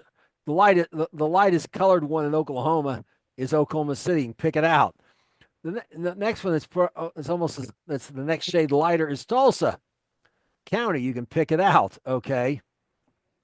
And you'll notice down here in Indian Territory, you got the darkest red, except up here in the Panhandle area. These people are more independent minded and more rural. And so what you end up with is division largely between urban and rural. Now, of course, there's some exceptions because these urban areas here were settled by rural people, but some people have had this mindset, like came over to New York City from cities in Europe and brought that urban mindset with them, and kind of went across over here and went here to Minneapolis, almost as dark Minneapolis, and up here's that the well, I'm trying to remember what's up here in Wisconsin, but anyways, is that Madison? I don't remember. Anyways, no, Milwaukee. There's the Milwaukee area, right? You can spot it on the map. No, right there's Milwaukee. Milwaukee's down by Lake Michigan. Anyways, but later they migrated over the East Coast and went downward, and then and of course the Route 66 went this way through Oklahoma and across Panhandle, Texas, into down here in this Los Angeles area, and they migrated and brought this area. California used to be the most conservative state in the United States. It was started by Charles Fremont, who was the first Republican uh, candidate. Abraham Lincoln was actually the second candidate for the Republican Party to run for president. He's a founder of California, and and what's happened here is these areas here where you see these areas here. Here's Washington County where I grew up, and it's lighter colored than everyone around it. And it used to have been the darkest red in there. Well, what's happened? Well, like my wife's family's case from L.A. Her father moved there because of jobs or whatever. Realizes, hey, there's all this crime and stuff. I don't want to affecting my kids. Comes over here to Northwest Arkansas, Washington County. The trouble is, his kid's 8 years old and he's already been infected. He's already smoking marijuana. And what he ended up doing was bringing the criminal mindset with him into this place. When I first moved there when I was 6 years old, or 7 years old. When I first moved there, people would go on vacation and leave their doors unlocked on purpose in case someone got caught in a storm, a hunter or something, and needed to take refuge in their house. More than once, I went into somebody's house, doors unlocked, got a glass out of their cupboard, got myself a glass of water, drank it, and put the glass on the kitchen table. And nobody thought nothing of it. Why? High level of trust. Why? Low crime. Why? Rural mindset. Watching out for your neighbors. Rural mindset that came from rural churches that preached the old style, as they called it. And the old style was basically turn or burn. And we had the code of the hills in this area where I grew up. And people who, sure, some people with criminal mindset would crop up once in a while. But let's just say if they had to go to a city of refuge, as it were, not return to the hills, they did certain things. And yeah, they ended up in St. Louis or Kansas City, or maybe a Tulsa, kind of on the border, Memphis, okay, Little Rock, somewhere out of the Ozarks, okay. And who knows? Maybe they went to the capital of Missouri too, Jefferson City. So, but that all got destroyed by people with this criminal mindset, thinking if they just changed geography, it would solve the problem. And all they did was bring the problem with them. Just as these immigrants from Europe, who came the worst kind of immigrants, the kind of pilgrims tried to get away from. We're talking 1890, particularly through 1920, until we started having it's what forced the immigration laws. They thought if we move somewhere else and do the same thing, we'll get better results. No, you're gonna get the same results. In California, over here's a wreck now. California's a wreck. People are leaving there in groves. It actually lost a seat in the House of Representatives for the first time in a long time. It's been always just getting more, if anything, because people are leaving it. But unfortunately, they're coming to a place like Austin, Texas, and infecting it. In Texas, they call it Californication. Well, you got this same problem that's going to occur in Israel over time.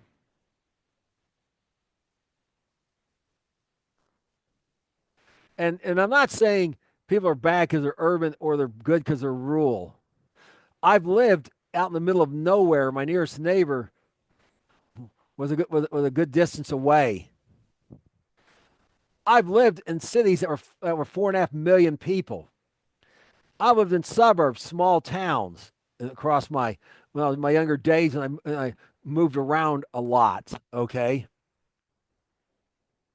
my semi nomadic lifestyle before I settled down here in Oklahoma. But I've lived in all of them, and here's what I can tell you: cities are really good when the people are righteous, and they're really terrible when they're wicked. But rural areas are really good when the people are righteous, and they're really terrible when people are wicked. Also, I will not move back to where I came from, even though I have land there. And part of it is because anytime there's an empty trailer, it gets turned into a meth lab.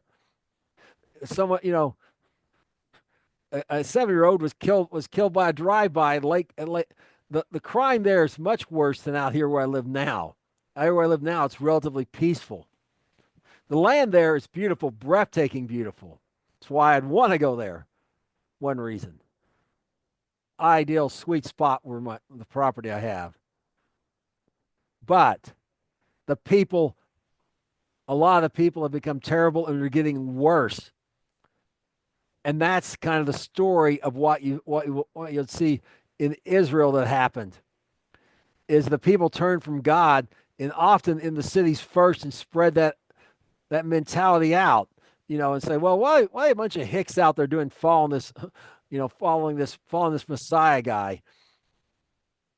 Remember, most of his followers are up here, these hillbillies down here in the big city at the time, the most important city, the city occupied largely by the priests and Levites from the time of King David on. Um, you, you know, set them around the temple, made areas for them around the temple, except the centers of education, sophistication, not so many followers. Okay. And there's this real divide between urban and rural. You see consistently throughout Scripture.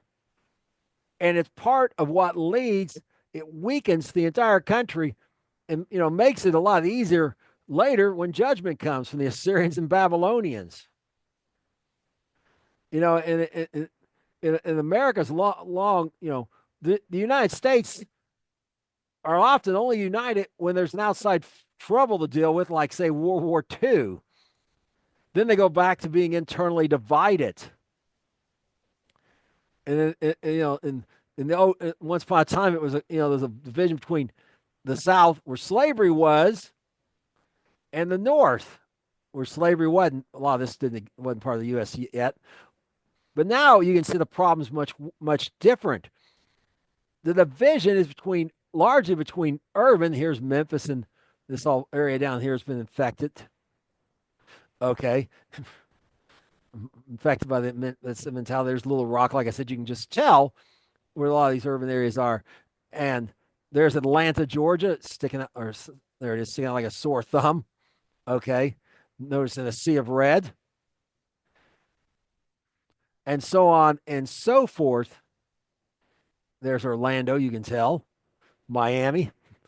Okay. So Jacksonville. But so, there's a problem when you've got an urban versus rural mentality. And particularly, and as always, the people who think they're sophisticated are the people that their sophistication God calls wickedness, is what happened in Israel, and the U.S. should learn from it.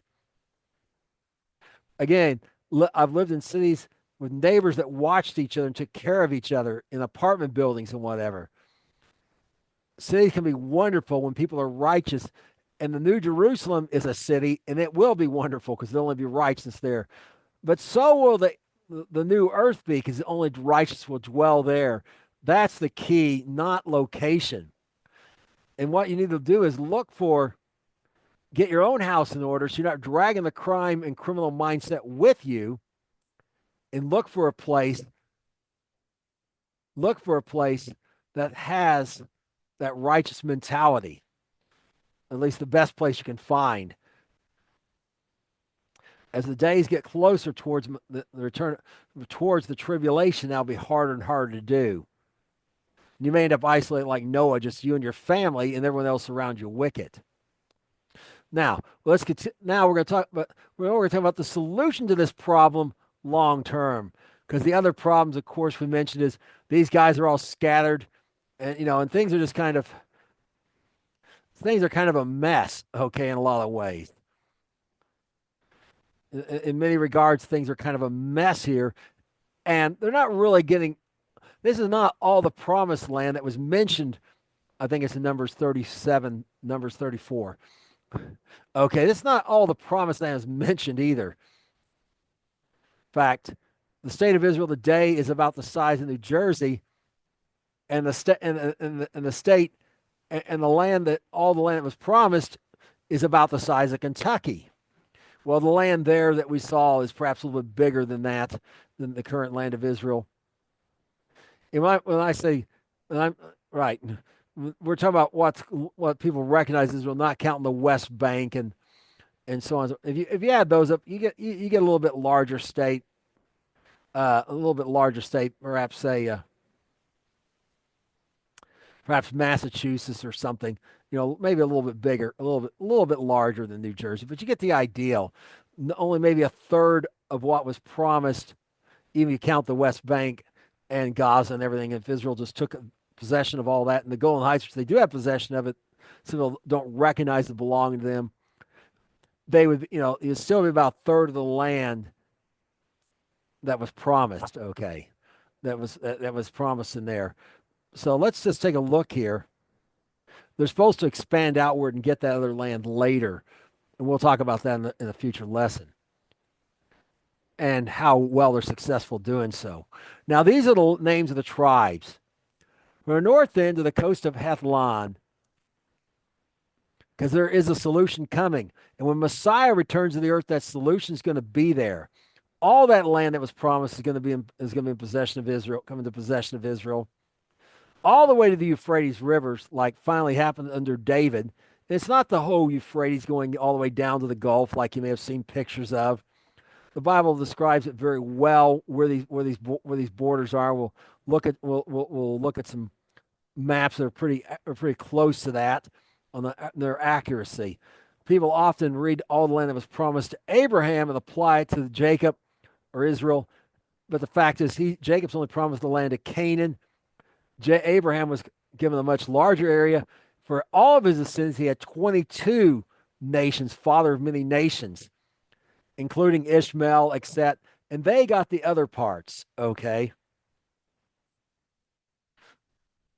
And Ishmael, by the way, got the largest. Now, which is Abraham's first son. He got the double portion, as it were. Now, these are the names of the tribes. From the north end of the coast of Hethlon, as one goes to Hamath, Hazar-Renan. There we go. Hazar-Renan, the border of Damascus northward to the coast of Hamath. These are sides east and west, a portion for Dan. By the border of Dan, from east side to the west side, a portion for Asher. From the border of Asher, from the east side to the west side, a portion for Naphtali. From the border of Naphtali from the east side to the west side, a portion for Manasseh. From the border of Manasseh from the west side to the west side, a portion for Ephraim. By the border of Ephraim from the east side to the west side, a portion for Reuben. And by the border of Reuben from the north side to the east side, a portion for Judah. Okay, now I want you to notice how far north this is.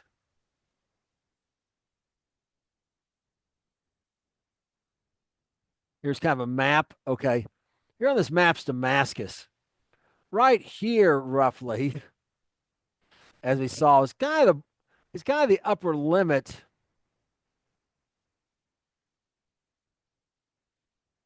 There's Mount Hermon. Okay, there's the Litani River, as we mentioned. Remember the Litani River here.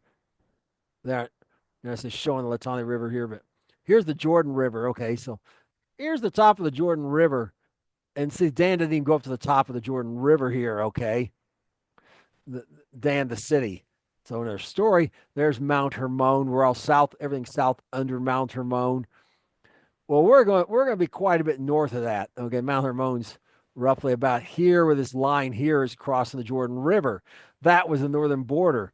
Well, Dan's quite a bit further north of it. And Hamath, remember, is up there by Hamath is up there by Homs today. That area is still called Hamath. And basically that line here covers pretty much all of Lebanon and kind of scoots around the borders of the gates of Hamath, the border of Hamath, which is again this province in Syria today is called that.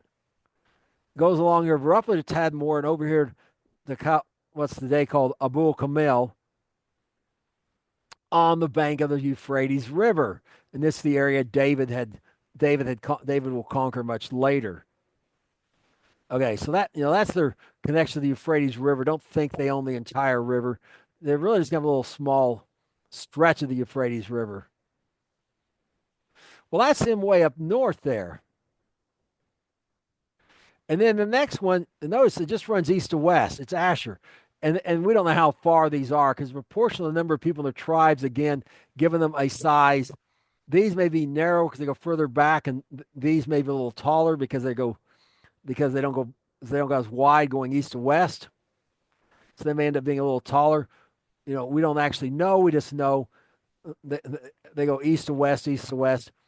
Virtually all these guys we've talked about so far. Here's Judah have access to the coast. Have access to the coast at some point. Now we're gonna get the exact location of these northern ones because we're going to be able to reference it off a point that we can determine it from, and that's so just here in Ezekiel 28, 48, 20 through 22. All the oblations shall be 5, 20 and 5, 20,000, 20 and 5, 20 by 5. I'm sorry, 5 and 20,000 by 5 and 20,000. You shall offer the oblation 4 square for the possession of the city. The residue shall be the prince on the one side, and on the other side of the holy oblation. For the possession of the city over against the 5 and 20,000, the oblation toward the east border, and westward over towards the 20 and 5 oblation. 20 and 5,000 towards the west border, over against the porch of the prince. This should be the holy oblation, and the sanctuary of the house shall be in the midst of it. Therefore, the possession of the Levites and the possession of the city being in the midst, which are in the princes, between the border of Judah and the border of Benjamin, shall be for the prince. Okay, so back to our map here.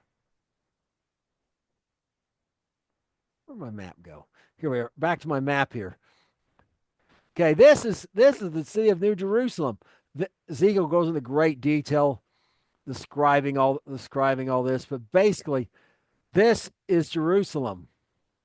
Telling you the whole thing's going to be the city of Jerusalem. Sometimes you'll see the sea marked to the sea, but this whole oblation is here.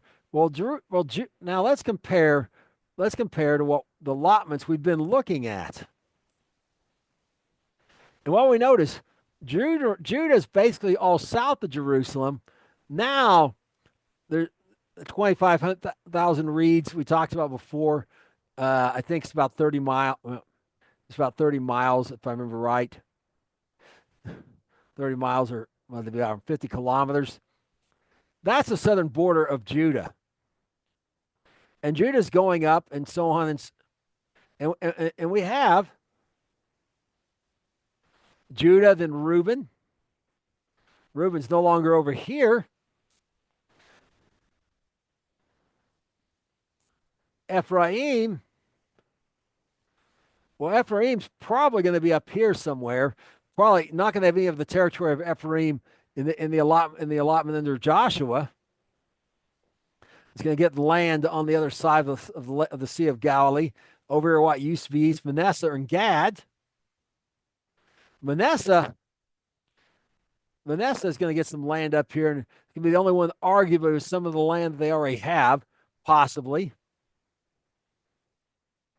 Now, if this guy's right, they're only gonna have some land in East Manasseh.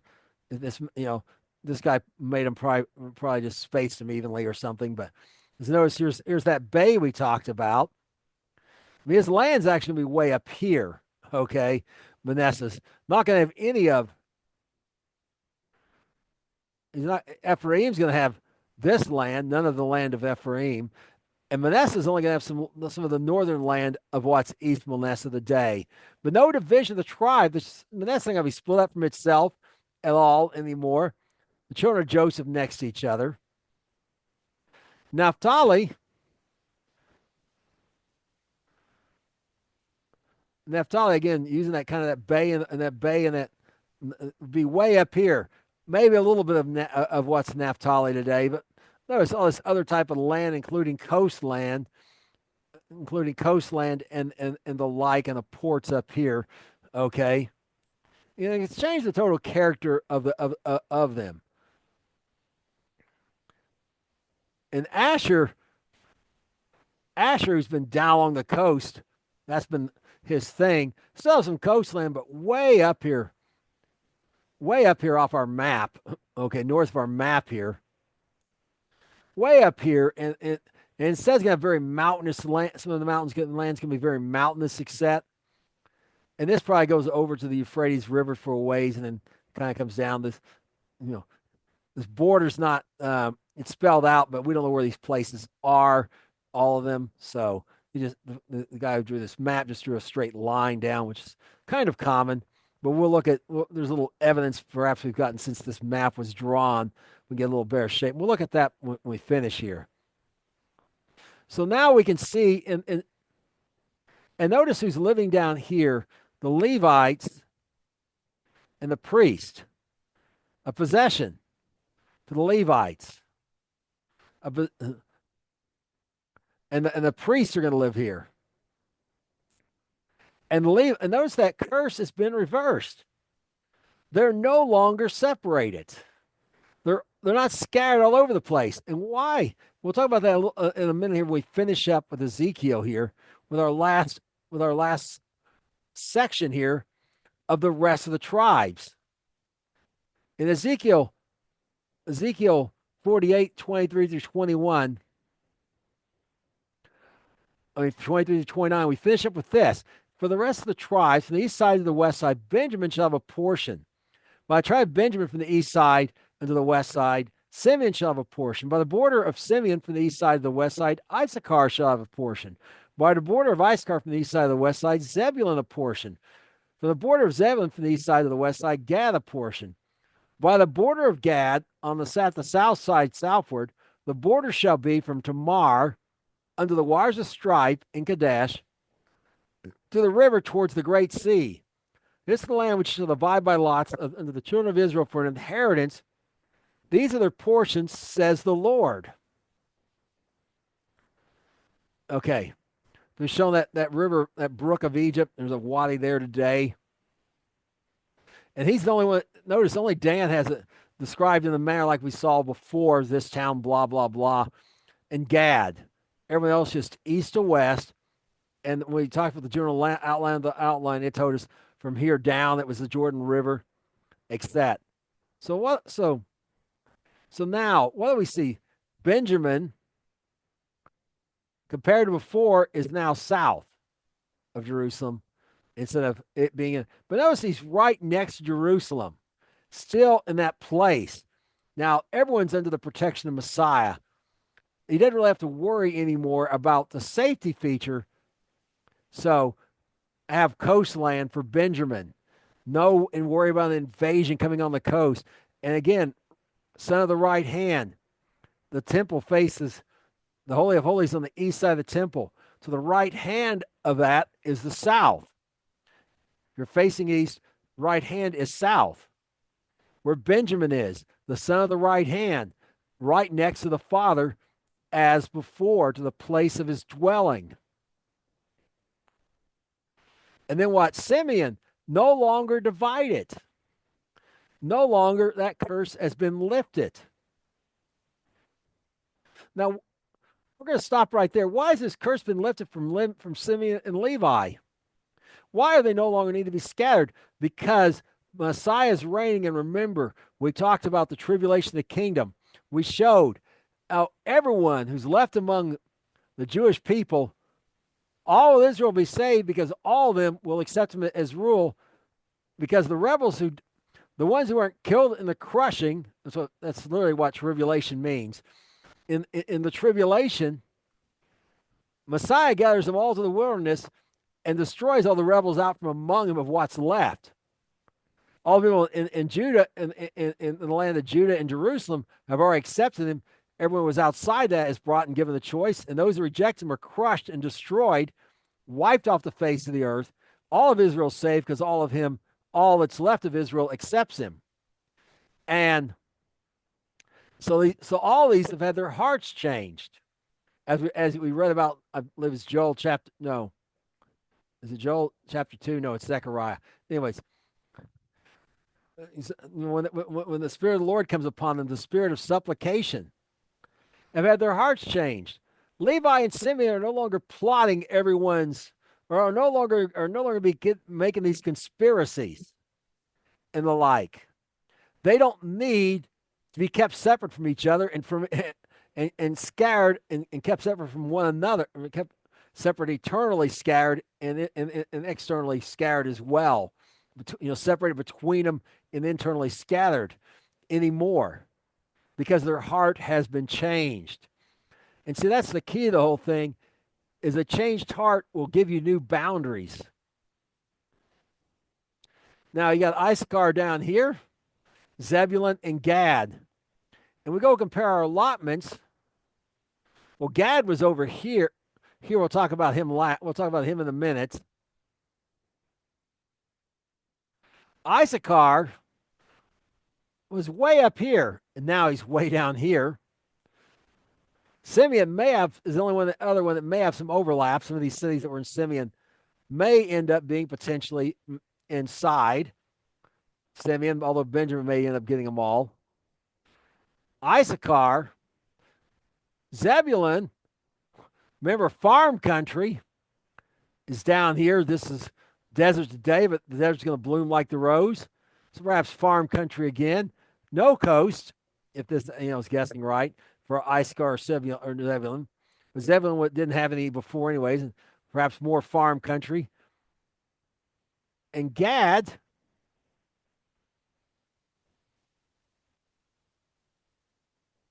a little inaccuracy here. The border shall be from Tamar unto the waters of strife. So Tamar is actually in Gad's space. He got this thing a little too narrow for Gad. Perhaps a little oversight there. Benjamin should be up a little bit. But Gad here has got this, funky shape. And Gad was over here. Now this brings up a question. Why do they not have this land over here anymore at all? They've got land over here way further to the east. Well, a little further to the east. I'll show you here. Here's probably perhaps the most accurate one. This Landsat one, okay. And there's the Euphrates River. And I don't know, it probably drops off from the Euphrates here, but and the thing about Landsat is, like this white dot here, may not even be a city today. It may be where an ancient city was. Cities have actually been found using Landsat that reads heat signatures off. And someone made this cool map based off this Landsat photo. And maybe some of these heat signatures indicate some of these cities that were in biblical times that we have not identified today. And some of these cities have been found this way. Archaeologists went and dug them. I'm sure if there was a city there. Ancient roads were shown in North America, from Canyon to Kelly in New Mexico, was of a Y-shaped giant road system. The road going south went to what's Mexico City today. The road going northwest, went up to the Puget Sound where Seattle is today. The road going northwest went up to the bottom of Lake Michigan where Chicago is today. But you're walking along there, you may not even notice it. But it's strange how man messing with things changes the heat image, and you can find things like sometimes cities and ancient roads on this Landsat satellite because it's reading heat images, little differences in temperature to do this. And these lines here are artificial. They're not from the Landsat satellite. That's the lines of the borders of country. There's Jordan's border. There's Iraq. Here's Syria. And you see it goes quite a bit into Syria, except. So this is perhaps the most accurate one. But why not this land down here that they used to have? Because this land, remember, they got this land from Sihon, who took it from Moab and Ammon.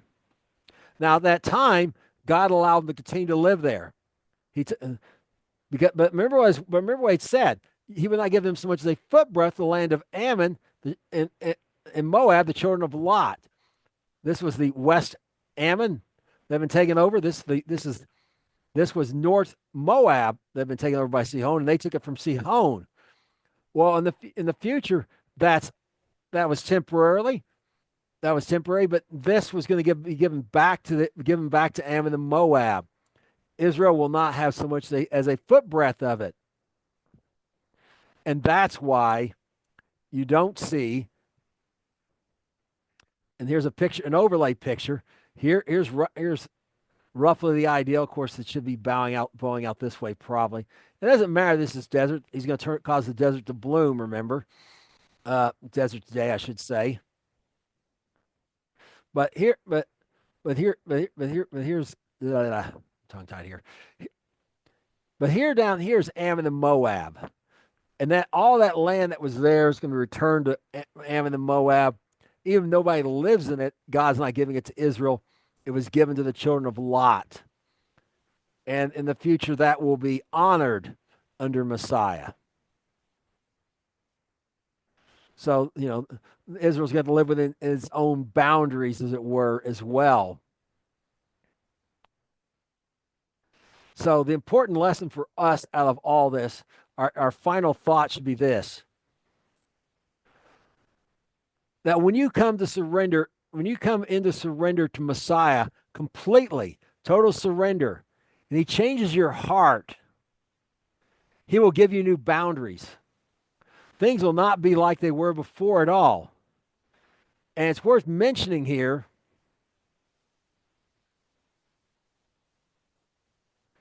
that these three, and Levi here, and Judah, Levi in the middle, these three are all connected to our children of Leah. These three are children of Leah, but they're separated by Benjamin. Benjamin and Rachel's children of Joseph, are separated. Dan and Naphtali, the children of Bilhah, are separated. Asher and Gad are separated from one another as well. And what's the point of this separation? To rely on, to not just rely on their close kin, to rely on the other tribes that are near them. This is, if you would, this is similar to racial desegregation. We're not going to put all the like people together. Messiah wants them God wants them working together, loving one another, looking out for each other's best interest, and walking in unity and love, not because of a common ancestry, but because a common ancestry that could divide them, I should say. They could be divided over who their mothers were, and even over which, the handmaidens, whose handmaiden they were. They could be divided over those things. but they're spread out in a way that that's not going to happen. So, and that's one lesson for us. But the other lesson is that they got all. I mean, everything was made new for them. It's all been made new. Every bit of it is different than what was here. Very different for some of them. And if you'll come to Messiah and surrender, total surrender, he will give new boundaries to your life.